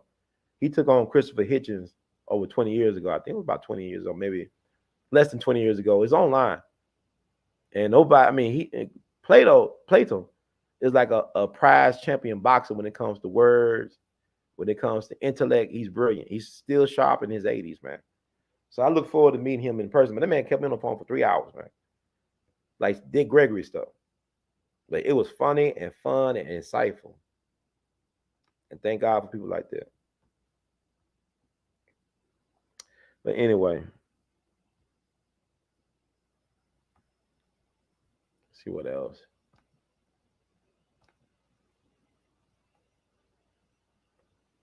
Yeah, I think I'm gonna do a part 2 to this. I'm gonna take the Jim Brown stuff out because I'm getting like winding down. But this festival is amazing. And also I met other people at the festival. Like I said, I don't know what type of magnet I put out there to attract these people. It was a guy, because like it's in Midtown. Piedmont Park is in Midtown. Midtown is very rainbow friendly. So when I was walking to the event the second day, I ran into a whole bunch of rainbows and sparkle dust and unicorns and village people everywhere. And I was like, wow, I just ran into like a rainbow parade, you know, like trying to get to the park. But what I love about Atlanta, though, I see the allure of Atlanta is that people feel free to be who they really are in Atlanta. They are free, and you know, Atlanta is interesting to me. First of all, I'm gonna say this: their traffic situation has improved a lot to me. I know people that's from there would say otherwise, but as a visitor, it's a little bit more easier to navigate in these Atlanta streets, man. In Atlanta, like their infrastructure has improved, and you get a lot of people moving to Atlanta. Atlanta to me, like Atlanta is to liberals what Nashville is to conservatives, because Nashville is booming, but they got to get their traffic thing a little bit better on Broadway and other places. But Nashville is for conservatives, as Atlanta is for liberals. And so, and also I know about Atlanta. I'm from Memphis. I'm from a plantation town known as Memphis. In Atlanta, white folks love money more than they hate black folks. I'm about to say the other thing, but I don't want to go too far a bridge with this YouTube thing. They always trying to find ways to get me off this platform. And y'all can sign up with me if y'all want to know what's going on with Brother Ron and We All Be. Just send me a email at weallbe@gmail.com and I'll add you to the list. And I'll do a better job responding to people. But weallbe@gmail.com. Weallbe@gmail.com. Add you to the list and you know what's going on. A lot of great things coming up. I can't talk about everything right now, but God is good. You know, I'm staying positive. I just, you know, nobody knows the trouble I've seen. Nobody knows my sorrow. Nobody knows. And I'm you know, whatever. But anyway, the people I started to track, right? It was one brother. He was hotel, good shape, you know, physically built good, athletic, like a track star. Had his dreads, his dashiki, and his unk earring or two, whatever. Had his unks. earrings, necklace, dashiki, dreads. You know, he was 40, but he looked younger, good shape. I was talking about, hey man, this is a great festival, man. You know, I shook his hand. He said, man, you got a tight grip. I said, oh, okay. You know, man, when you shaking hands, you want to make sure I learned that from Judge Joe Brown. Shake it with a tight grip. You know, you testing. He said, man, you got a tight grip, man. Then he said, I said, man, it's a beautiful event, ain't it? He said, yeah, it's beautiful. But you know what? We know what else is beautiful? I said, what? You know, loving relationships, loving on your people, cooking for your people, you know, being with your people. I said, dashiki sounded like a rainbow shirt.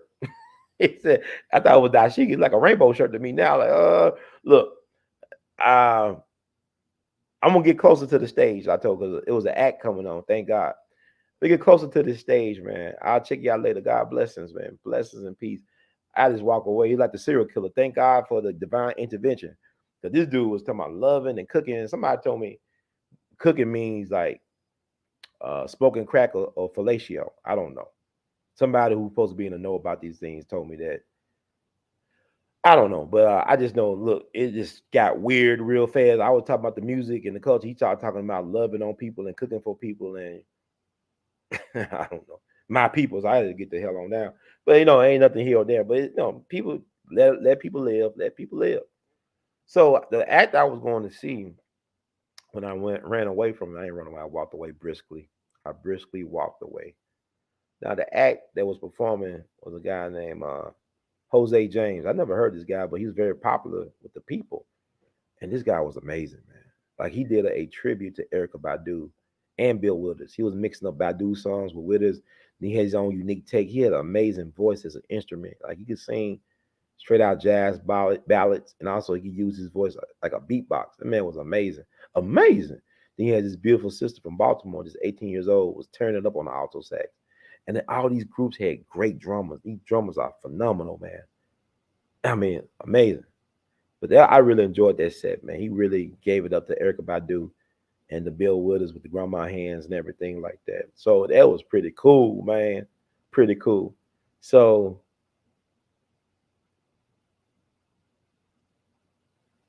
I'm just thinking about stuff, man. Nobody knows. But anyway, who closed out that night? Stanley Clark. Y'all know who Stanley Clark is. He did work with George Duke. I think he did like work for movies and stuff. Stanley Clark is a phenomenal bassist, man. He was acting a fool on stage.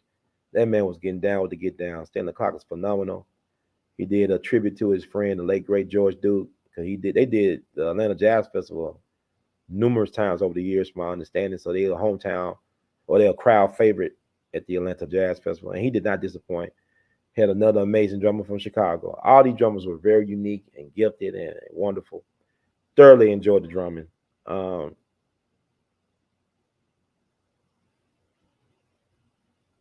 That was Sunday night. Was that Sunday night? See, all these days went like by a blur, man. Yeah, because he closed Sunday night. So also that same night, right? See, I was women and men were attracted to me. I had women and men down in Atlanta are aggressive, man. They aggressive like they really aggressive, man. They don't care if your orientation is. They gonna shoot their shot. I had one woman. She was like grandma age. She's like grandma. You know, they play grandma hands, and grandma come along. Listen, young man. I just want to tell you something before I leave. We must learn how to make memories while we still can. We must make memories while we're young so we can enjoy them while we're old. And I cook gumbo too. Oh, you cook gumbo? Yeah, I throw down. Family secret recipe. So I had a woman approach me like that. She was aggressive. I said, oh, grandma hands, grandma's chest, grandma's ass. Oh, but grandma, whoa, this is a different type of grandma. So she hit on me. I was like, oh, I'm flattered, man. I was like, oh, grandma. Oh, grandma. Grandmas ain't the same. It's 2023. Grandmas look different. But yeah, she shot her shot, man. She was a player, man. She had a name that was interesting. So, but I thought, hey, is this a man? Because she had a name like a man, but she came from a big family. But she said, well, it was just my time. They wanted a son, but they said, hey, we got a girl. We can still name her, this name. But she was like a dude. I was like, damn, you trying to pimp me? Well, you trying to turn me out? Grandma trying to turn me out, man. But she was cool. I ain't no problem. I'm just joking. But she made sure I saw everything. She said when she was packing up to go home, she made sure I saw everything. Whoa, the sunshine. I saw everything, man. But anyway, that was interesting. Then I met another guy, right? There's another dude.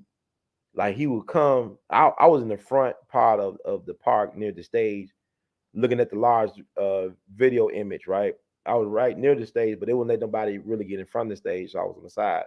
So I was looking at the projected image next to the stage, and so I was dancing and grooving. So people like, oh, I had grandma saw me. She saw me dancing and grooving, and I love. Ain't no big groove. Big groove be smooth. I be like, jiggle, jiggle, jiggle, jiggle, jiggle. I be dancing. So it was another brother, man, middle aged brother. I'm middle aged, but he's older middle aged, close to 60. I'm close to 50, close to 60, if not 60. So he started befriending me a little bit, started talking to me. It was interesting because he always said, I want to see this act, but he'll never stay for the act. Like he'll leave right before the act come on, or he'll leave early when the act come on. I don't know. Like I love this, I'm leaving. Come to find out, he told me he was naval intelligence. I said, okay, naval intelligence. I ain't think about nothing. He showed me a picture of his time in the service in the Navy. He was in the Oval Office. Then he told me that he was there in the Pentagon when 9/11 happened. I didn't ask for all this. Why are you telling me this? I'm trying to enjoy the jazz. Then I asked him, the curiosity got the best of me. I said, so uh, did the plane actually hit the Pentagon? He said, was it an explosion? So he never said, well, not the plane hit. He just said it was an explosion. That can mean a lot. You don't have to have a plane. You don't have to use no plane to explode anything. You can use cow manure to explode things. You already know that. The 95 Oklahoma bombing, of the federal building. But he showed up twice and did the same thing. I took a picture with him. Just, I just met a dude, like the first night that had serial killer vibes. I met this dude, naval intelligence, probably a spook, a CIA spook. I don't know, man.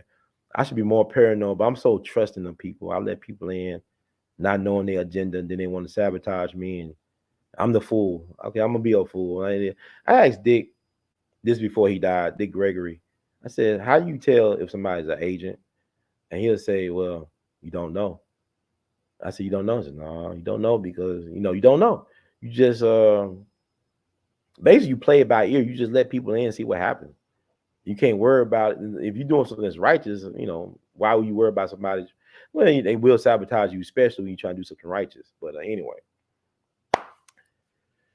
that's that was interesting. But what else? Nikki Giovanni. Thank you. I am in the building. I see King. Lemuel, you laughing about those stories, huh? People are strange. It's a song called "People Are Strange" for a reason. And yeah, I'm not normal either. I'm strange. I'm strange.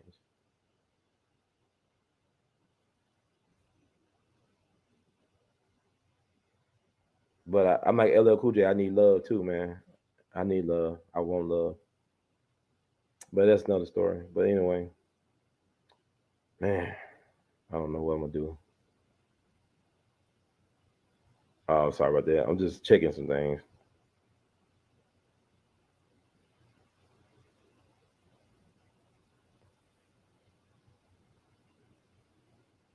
Man, love yourself, man. Choose you. If you gotta choose anybody, choose you and find out what you're supposed to be doing in life.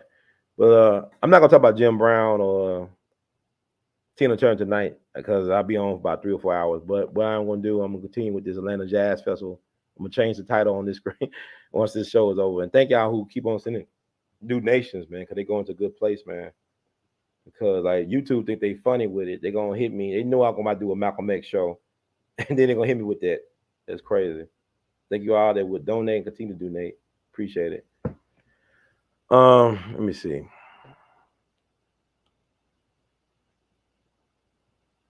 What?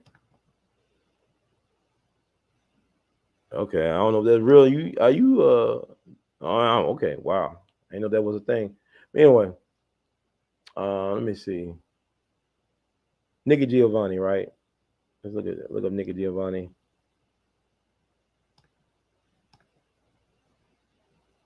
Okay.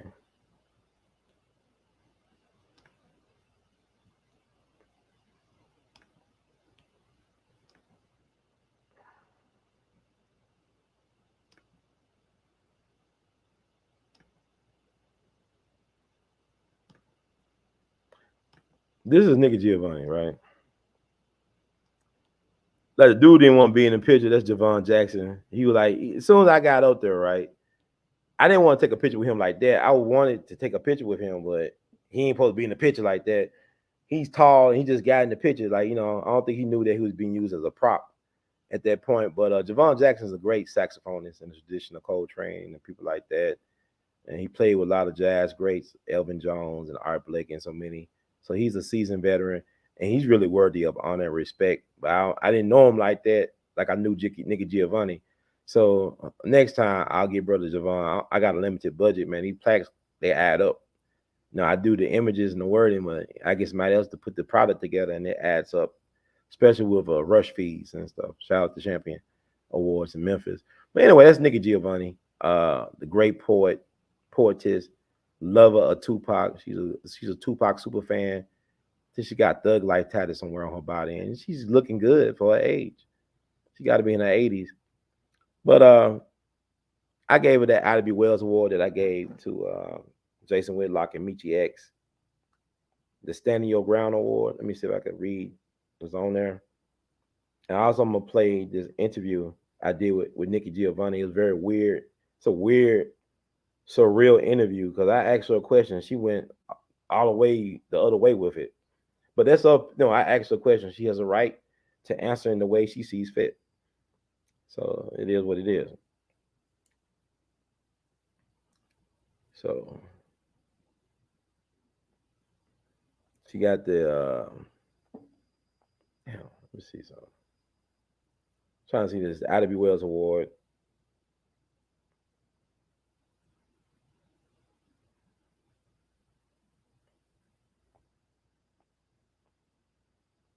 The 2023 We All Be Standing Our Ground and Telling Our Truth like Ida B. Wells Barnett Artivist Lifetime Achievement Award, presented to Sister Nikki Giovanni for using her creative genius and exceptional dedicated service to the upliftment and empowerment of humanity. So this is my award to her from my organization. And she was so happy to get there. You see that smile. She looks so angelic on there. Nikki Giovanni is a great. If y'all don't know who she is, please look her up. And you got to think about, man, it's been a rough year. We losing like a lot of our all-time greats. Jim Brown, Tina Turner. So many people have died this year. Floyd Newman, one of the first people to be hired by B.B. King for his band, was the first homecoming court king for the Jimmy Lawrence Jamboree Festival back in 2017. Discovered Isaac Hayes. Isaac worked with him at the Plantation Inn in West Memphis, Arkansas. Floyd Newman was phenomenal. And generous teacher spirit. He was a teacher, long-time teacher. He passed on. Mr. Yahweh, Mother King, Mother Georgia King, and so many people locally that impacted the culture for the good, that pass on. They are giants in their own right. But we still got Nikki Giovanni around, and I just have to give her flowers. And also, I saw Nikki, like I told her, almost 10 years ago at the University of Memphis, did an amazing lecture. I recorded it. I asked her a question then, and she answered in a certain way that it went viral.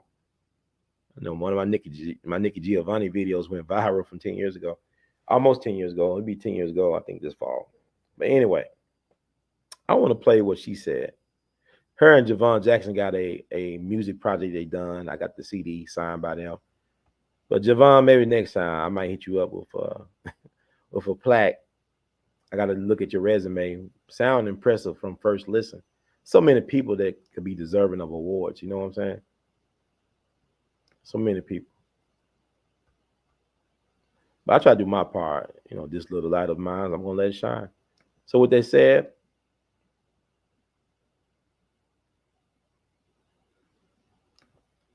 I'm going to play the interview I did with Sister Nikki.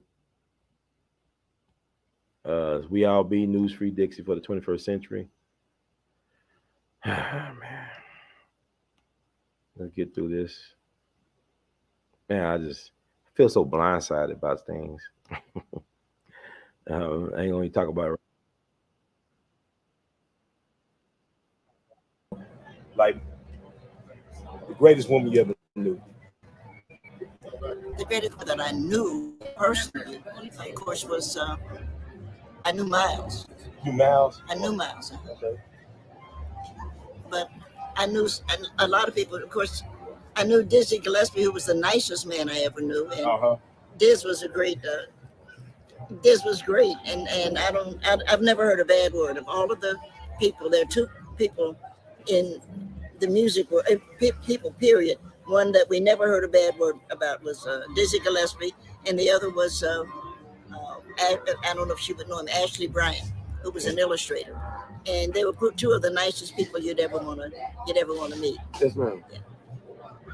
So I don't know if that's helpful. That's cool. Do you have any words of encouragement for women artists or artists in general? Like, well, I think that we were talking about Miles, I say Miles was a great artist, and he was. But if you talk about who enjoyed their work and their art, you have to consider Diz, and you'd have to consider, of course, Stevie Wonder. Mm-hmm. And I think that what Stevie showed us is that you go on and do what you want to do. You create as you want to create. And Stevie Wonder is one of the greatest composers of our generation, no question about that. Okay, excellent.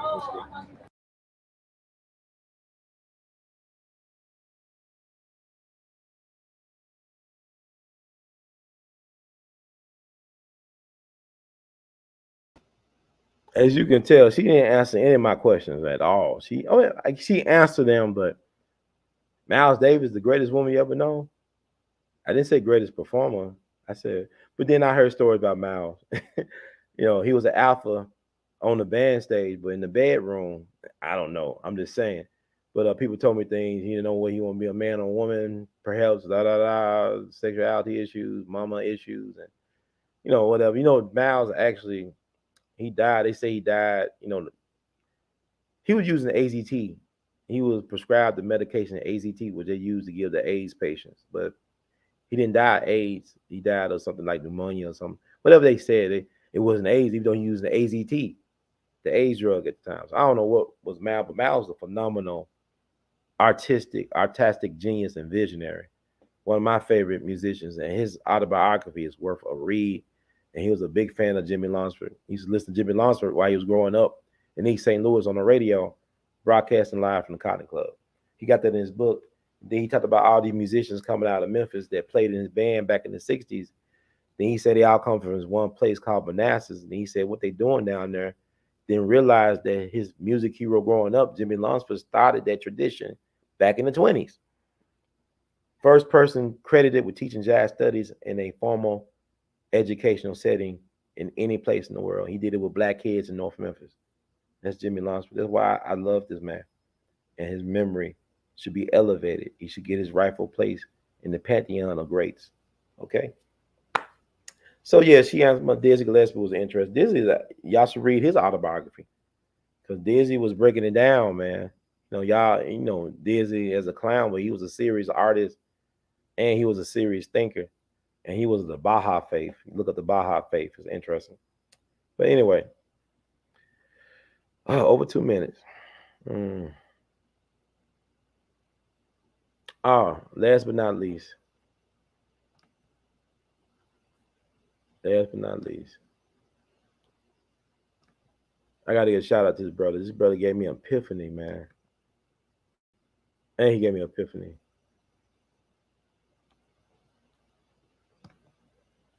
We got to love on our people, love on ourselves, and love on our people, man. Tell people that you love them. Tell people that they're great.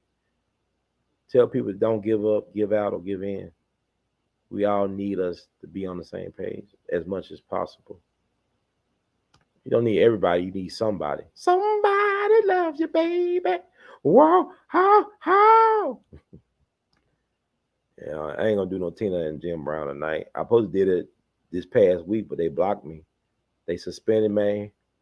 They demonetized. They demonetized me, and they suspended me for a week from uploading and doing live streams and posting. Why am I such a threat? This is what I'm talking about. Why? Listen to what I'm talking about tonight. How is this threatening anything? As people say my Dick Gregory videos ain't showing up. It doesn't surprise me. It really doesn't. I want to play this.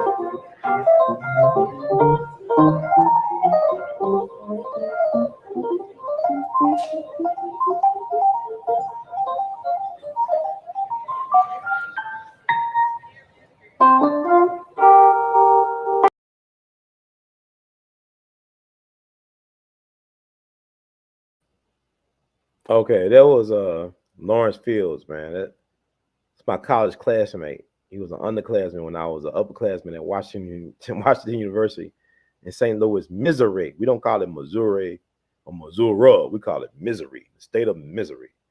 That's why I used to call it, and I still call it. But that's Lawrence Fields, Grammy Award winning artist Lawrence Fields. That's my classmate.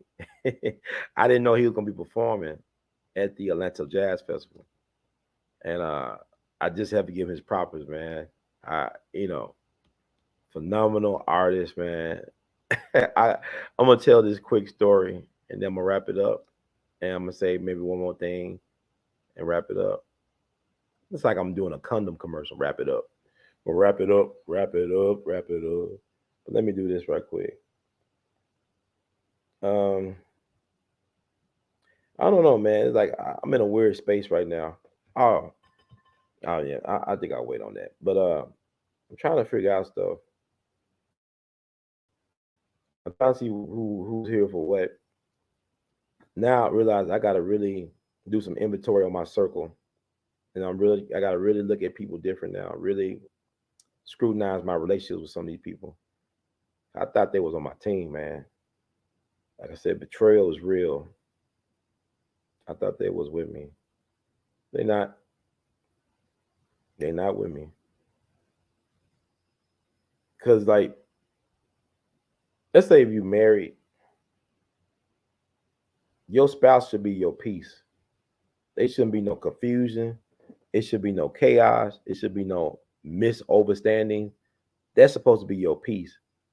You know, when you think about that person's supposed to bring you a sense of calm and a sense of this lovability.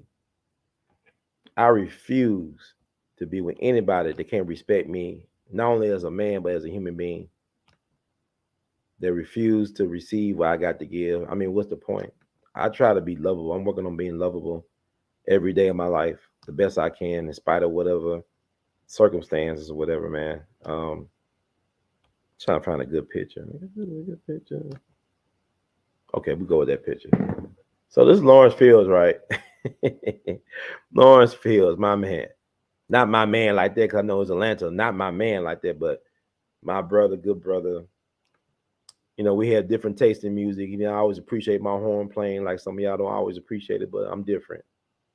But you know, people talking about all the jazz greats we lost recently, like all these great jazz pianists, like the great Ahmad Jamal, like the great Chick Corea, like the great McCoy Tyner. I'm telling you right now that the future of jazz is safe in the hands of Lawrence Fields.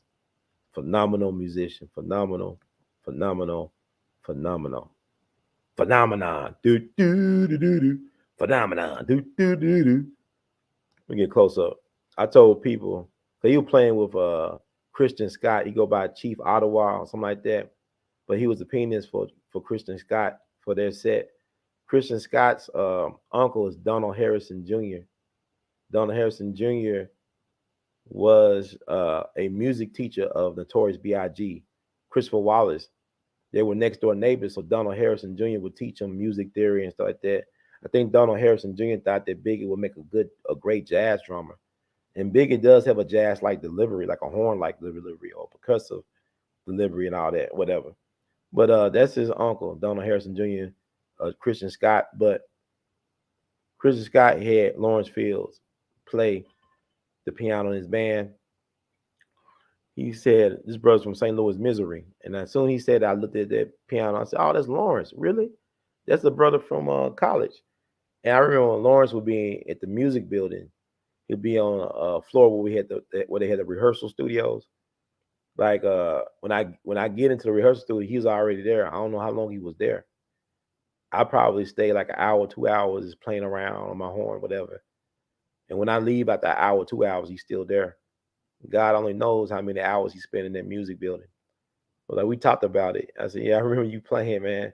Cause you remind me of Herbie Hancock. You know, he looked young looking dude. You know, I look 40 something. This man like he about 20 something. But we almost close same age. But he was happy to see me. He thought I lived in Atlanta. And I said I drove from Memphis to be down here. But I didn't know you was playing, man. But congratulations on your Grammy win. You won a Grammy not too long ago. He's touring around the world. And you know, when I was talking to Brother Lawrence, I was thinking about that Otis Redding song. I got dreams to remember. I'm 43 years old. I have not done all the things that I should have done in my lifetime. There are so many things I really want to do before I get out of here. And he just reignited me in me my commitment to really doing what I want to do in the second act of my life. Like it's not just about YouTube videos or trying to get monetization and trying to be after they like me and all this crap. It's about doing things that are worth doing. It's about putting your passion, your heart, your mind into conceiving things that can really elevate not only yourself but humanity in the long run. It's about leaving something of worth behind so others can pick it up later on and take it to another place, take it farther, longer, and stronger. So I want to thank Brother Lawrence Fields for inspiring or reigniting in me how I felt 20 something years ago in college. Like anything could be possible. I was doing amazing things in college. And I didn't ask for people permission to do them. They used to call me Mr. Unteachable for a reason in art school. It's not because I couldn't learn, but I was doing things my way and I did it on my terms and I didn't apologize for it. And it's funny that I knew back then what I forgot now. I knew what it was about back then and I forgot recently, but now I'm remembering what it's all about. And so I want to send love to Lawrence for the reminder, Brother Lawrence. Thank you so much. I should have connected with Brother Lawrence. I think God was trying to give me Brother Lawrence so I could meet Legacy to give her a plaque, but I'll get her another time. But I said I want to get it a different way, and I will give her the plaque. It took me 7 years to get Winton this plaque. I don't think it's gonna take that long to get Legacy her plaque. I'm close to it. But anyway, I'm gonna close it out. I hope you can understand. Man, thank you so much. I appreciate Uncut Codes. We love you madly.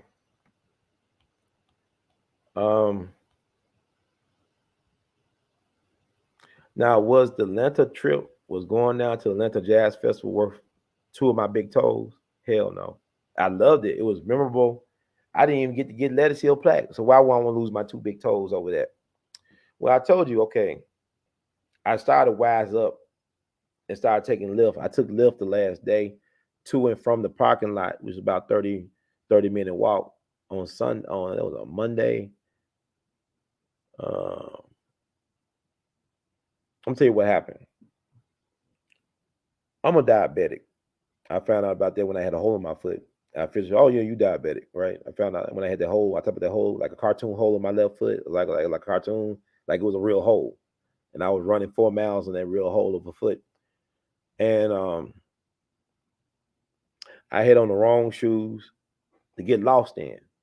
Now the shoes are okay as long as I was able to walk 30 minutes to get to my car. I could take them off as soon as I got home. But they were not okay if you was lost for 2 hours in downtown or midtown Atlanta, whatever, looking for your car because your phone died and you need a Google Map Quest or whatever, Google GPS, whatever, to find your car location. So I don't know the address. My phone died. So I'm wandering around. Got me going in circles for almost 2 hours. So I had on my Pumas still on my diabetic shoes that I normally like I wear. They had more room. I had some Pumas I like, but it was not equipped to be walking around for 2 hours like that. So I got my car, and I'm gonna tell you, like, it was a angel. Cause I found a Walgreens because the old boy who had a bike, I don't know, I think he had a scooter or something. I approached him. I said, your phone work? Can you point me in the direction of 4th Street? I was looking for 4th Street because I know the parking garage. It was parked. I went out or went in via the 4th Street exit. So I'm assuming if I can follow 4th Street and walk down 4th Street, I can find my garage. But when I started walking out that way, he pointed me in the wrong direction. But it was a blessing because the direction he pointed me into was a dead end. But then if I walked up the street and made a left, I saw that Walgreens at the corner. So I went into the Walgreens. I saw this beautiful black woman, beautiful, gorgeous sister, chocolate skin, long dreads, just beautiful, black, high cheekbones, beautiful, just very deep, dark eyes. And she was a police officer there. And so I told her, I said, I'm trying to find 4th Street. And she said, okay, let me help you. She took her phone, her iPhone, started playing with the GPS thing. And she said, oh, it's that way. You walk that way, go up this street, go that way, can't miss it. So I went down 4th Street and I turned back because 4th Street was like, I didn't know which way to go. And then, man, all these characters came out of nowhere. These are some interesting people that I'm from Memphis, man. I know about interesting people. These folks like, okay, let me not Candyman this thing. I don't know who these people are. Let me just go back. Don't go chasing waterfall type of to the rivers and streams. YouTube. I said, let me go to the Walgreens until they look. I found 4th Street, but I also found some other stuff that some characters down there that I don't know. I'm from Memphis, man. I can't trust it. So can you please? I need to buy a charger for my iPhone. She said, wait, no. I said, you want to buy one or you want to use mine? I said, you got an iPhone charger? Yes. And so she gave me her iPhone charger. It was a supercharger. It speed charges, right? So I was able to have like 15% on my phone within like a couple of minutes.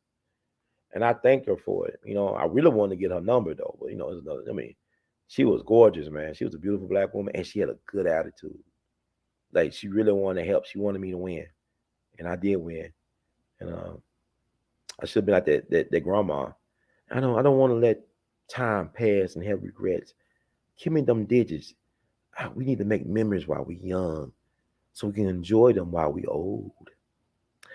Yeah. So I got my car, whatever. But when I got home, I took out my shoes. I noticed that my 2 toes were swollen. 2 big toes were swollen, man, with fluid. One was more mangled than the other. It's like it reminds me of Jim Brown, the late great Jim Brown character. I'm gonna get you sucker with the bunions. Man, that thing was throbbing, man. I'm like, Jesus, what happened to my foot? Like Emmett Till's face. I ain't gonna show y'all no pictures. Y'all wanna, because once you see the picture, you can't unsee them. So I couldn't find my other shoes. I thought I had my shoes in the car. I didn't have those shoes. The shoes I wear because protect my feet from being like, that's why I don't care about Jordans, because I know them things will be hell on my feet. They look good, but is it worth losing your feet over Jordans? You can't wear no more shoes. You wore some Jordans, but can you wear any other shoes after you got diabetes and stuff like that? You got to watch where what you wear on your feet and watch, how you treat your feet. And I'm always checking my feet for sores or scratches or whatever. But anyway, it's like weird. Like, wow, this stuff is really like a Picasso painting. So I I'll deal with it, But I ain't gonna do what I did last time when I got the hole in my foot. I'll deal with it and then wait months later and say, you know what, this shit ain't getting better. It's getting worse. But I went to the nurse practitioner and my primary care doctor today. I already knew she was gonna tell me to go to the foot doctor, and I am going to the foot doctor tomorrow. Is it tomorrow? Yes. Yeah, it's still Wednesday here. So I know you're gonna be hollering at me, but that's why I pay for a foot doctor. My foot doctor is cool. Dr. Hutchinson is amazing. He's like if Andrew Dice Clay was a foot doctor.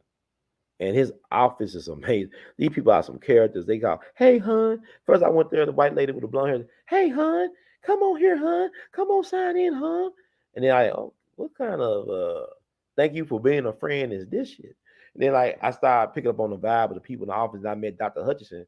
He's a New Yorker and stuff like that. And I said, man, you remember Andrew Dice Clay? This should be a reality TV show, your foot doctor business. He said, yeah. And they make people feel at home, they'll tell you terrible news and help you laughing at the same time. So I look forward to seeing Dr. Hutchinson. Unfortunately, not under these conditions are ideal. But this is what I want to say too. I am going to reverse this thing, and I'm going to use myself as a guinea pig to do this. And I want to help anybody out there that's going through some stuff that's similar, whatever. We're going to get to this. We're going to get through this together because it's very important. Because I'm realizing something now that I don't want to be cut up like a steak. There's other ways to die, and getting cut up and getting. I'm gonna leave that white girl alone. I'm talking about the sugar. Leave that white girl alone. I'm gonna learn how to leave the white girl alone. You ain't gonna Emmett Till my ass. I'm gonna leave that white girl alone. That sugar, that white sugar. But anyway, that's why I want to say. This is why you should support what I'm doing. I said we're gonna get through this together, but yeah, that's some serious stuff. I don't panic and nothing like that. Anything I'm learning is the older you get, anything can happen to you at any time. So the longer you live, expect more shit to happen to you. But you gotta learn. It's not what happens to you. It's how you respond to what happens to you that makes the difference in the quality of your life. It's how you respond. It's not what happened. Because a lot of shit happen to good people, but you gotta take the best of the bad shit to make good outcomes. Take the best of the bad shit to make good outcomes. Make the bad shit work for your favor. Because you are blessed and highly favored. But I'm getting out of here. And I will read a disclaimer, but YouTube said I'm already, promoting criminal violence and criminal organizations. I don't know what that's about. Anybody listen to me know I don't do that. I promote truth and understanding and overstanding and love and light. Then okay, this is how I'm going to help myself. You see this man right here? This is Dr. Franco Taylor. He's a natural healer. He's like Dr. Sebi of Memphis. I interviewed him a couple of times. We're going to do a series with him. He's an amazing individual. And I actually interviewed him last week. Was it last week? Damn, the week go by fast. Yeah, it was last week. Going to do a couple of shows about health. He's a nutritionist and all this stuff. He's going to put me on a 90-day plan. He's going to make a plan tailored to me. Put me on a 90-day plan to reverse all this bullshit going on with my body. Because 2024 going to be a bitch. And we can't, y'all talking about revolution, but you on oxygen tank and you can't walk a block and all this shit. This shit can't fly no more. If we revolutionary, the most revolutionary thing a revolutionary can do is take care of themselves. The most revolutionary thing a people can do is raise families. And your health is your wealth. So this is my Dr. Fulton. Dick Gregory had Alvina Fulton as his guru. Dr. Franco Taylor is my guru. And I'm going to follow his lead on this. And he's going to help me be a better version of myself. And I'm thankful for him. And also I'm going to introduce him to you all. Y'all saying, what are the Dr. CBs and all these people? No, he's right here. With the Dr. Africas. And Dr. Franco right there. Dr. Franco. Okay.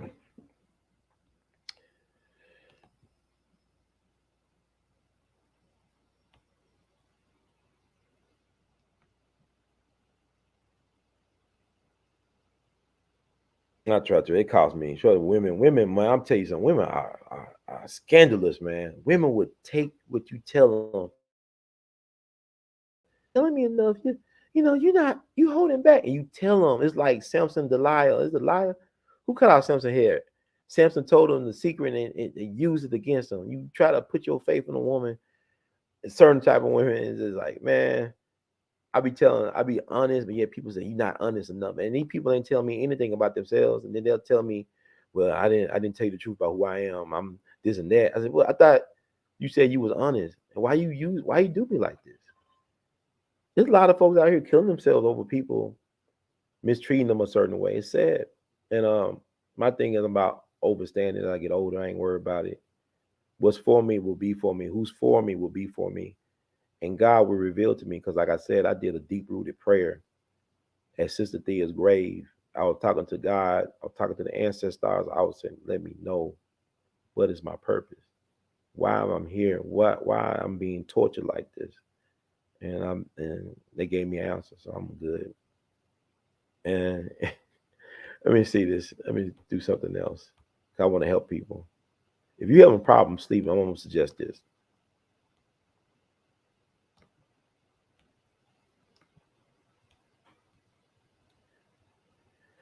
This is a song I listen to when I need to go to sleep, and it will put you to sleep. It put me to sleep all the time. This is Marconi Union. This is known as the most relaxing song in the world. This is a 10-hour loop one that I play sometimes at night when I have problems going to sleep. And it will put you to sleep, man. It will put you to sleep. You could probably have murdered 50 people and you listen to that song, you'll be sound asleep like a baby in no time. I'm gonna put it in the chat.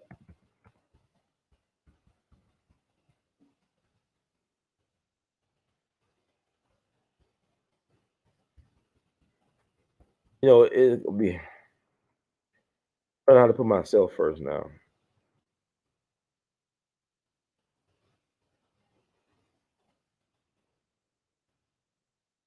I'm just typing this thing in. I'm sorry, y'all. I mean,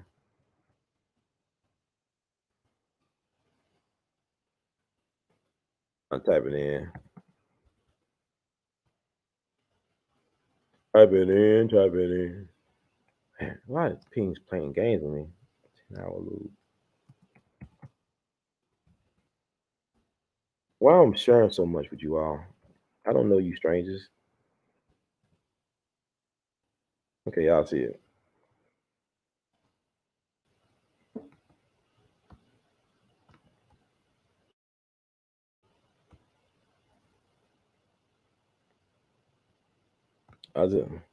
So that's for the McCartney Union, but I put it in the chat too.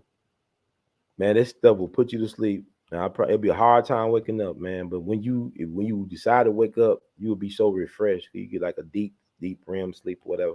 But anyway, let's do my part. Remove that.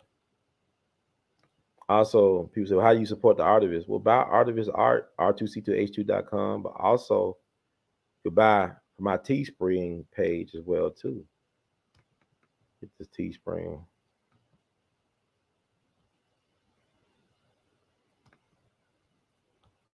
Off my Teespring page. R2C2H2 place. I got a lot of t-shirts with my art on it. I'm trying to get out of here, folks. I ain't trying to be rude. I thank y'all for y'all time. I really do. But I got some more artwork coming on shirts as well, too. Somebody told me something that was inspirational. They said, man, give it your all, man. Put all of what you love to do into what you love to do and see how it do. It's gonna take care of you. The things you love and you put time and effort and care into will take care of you in the long run, one way or the other.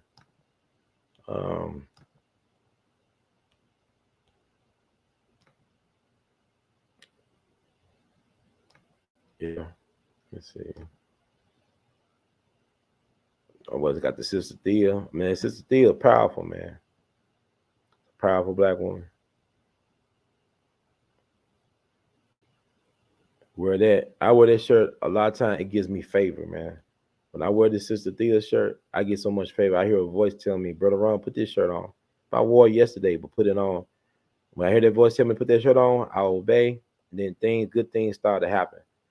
Yeah, let's go to R2C2H2 place, get this merch. It's Black Music Month for some of y'all already.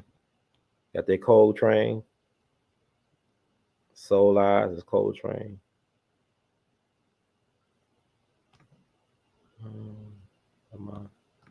Jimmy Lunsford. A big Lunsford foul. Okay, yeah. But y'all go on and on like Erykah Badu, but y'all get the point. Buy that merch.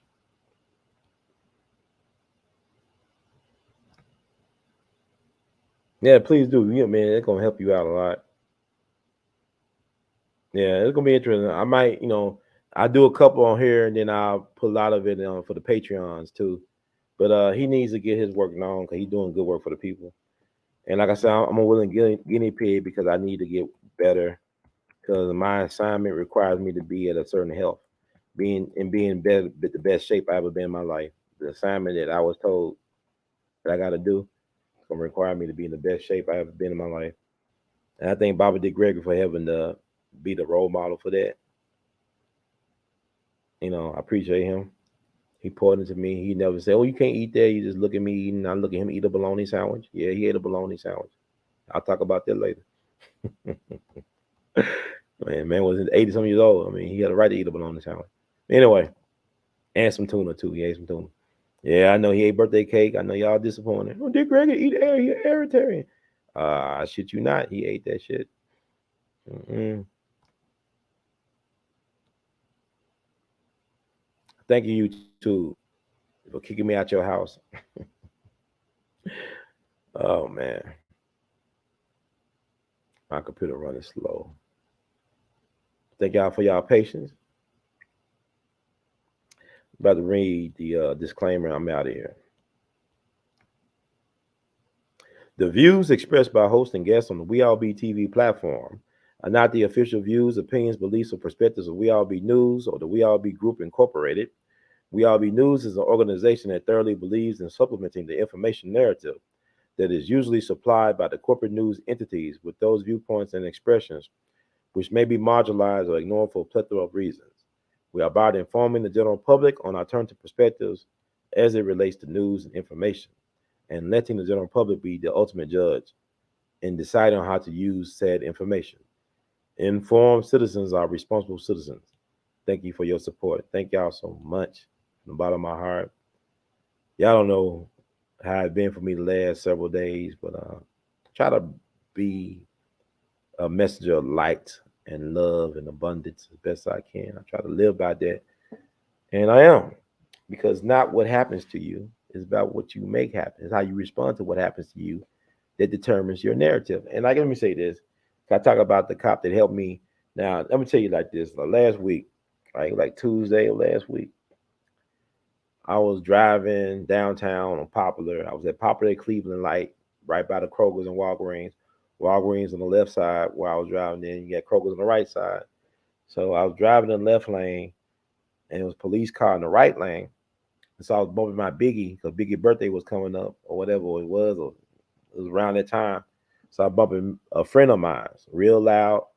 So when the light turned green, I drove off. I like to drive a little bit fast, not fast like I'm breaking the speed of sound, but just I get off my block. Like it don't take me no time just to move.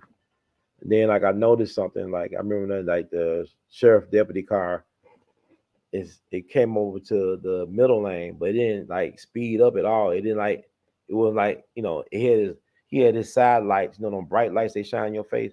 He had one of those blinking, but I didn't know what he was doing. Cause he ain't like he speed up. He didn't get behind me at all, to try to pull me over. So I was curious, so I slowed down and turned down my music a little bit. Dude, look at me, a white guy. He like Sam Elliott. If y'all know anything about movies, y'all know who Sam Elliott is. The guy with the porn mustache, the porn movie mustache, Sam Elliott. I'm like, oh, Sam Elliott. You know Sam Elliott, right? So he looked at me and he said, slow down, dumbass. And then he sped on off. Now he told me to slow down, dumbass, and then he kept on speeding. So I said, what the fuck? So I took a picture of the car, so I got the license plate. And then I said, let me turn my music up and speed back up again so I can catch his ass. So I speed up, and it was a car going slow as fuck. You know how y'all scared of police and all that. I'm not scared of police. Y'all all scared and all. And so I speed up behind the car. I couldn't get in. The dude, right before he turned, he saw me. Like, he was like, I said, you have a nice day, officer. Motherfucker. He said, you have a nice day. I did, have a nice day, officer. Thanks. Motherfucker. So he turned. But I say all this to say that I wasn't really mad, but I thought about it. I kind of perturbed about it. And I thought about it. I said, you know what? It could have been worse. I'm in Memphis, where they killed Tyree Nichols and Jershon Freeman and so many others. And this dude let me get a pass for whatever reason. He didn't want to pull me over. He just was flashing his bright lights on my side. Not in weird. I just looked back and said, what the fuck he's doing? I don't understand this. So I happened to slow down. And he didn't do nothing. Even when I sped up and said something to him like that, he was like, whatever. And that's a white cop. Now, I could have easily been a hashtag if they wanted me to. But God is good. So what I'm saying is that stuff is crazy. That's what I'm saying. Like, He could have easily did something to intimidate and harass me, but he didn't. He just said, "Slow down, dumbass." It was disrespectful, but I appreciate the heads up, because sometimes you got to be mindful of your surroundings, situations. So anyway, that's it. I just wanted to share that. I thought that was funny. Thank you so much. I appreciate the concern. I will. I'm working on it. Like the words from Brother Heard, y'all can still subscribe to We All Be TV. Y'all can support We All Be TV. Cash App, $R2C2H2. Google Pay, PayPal is Zelle, R2C2H2 at gmail.com. Apple Cash, 901-299-4355. Vimo at R2C2H2. Buy Art of His Art, R2C2H2.com. You can wear Art of His Art. Go to our Teespring. Look in the video description box for our Teespring link and other things. Thank y'all so much. In the words of the late great Duke Ellington, we love you madly. Keep on producing and pushing. One love.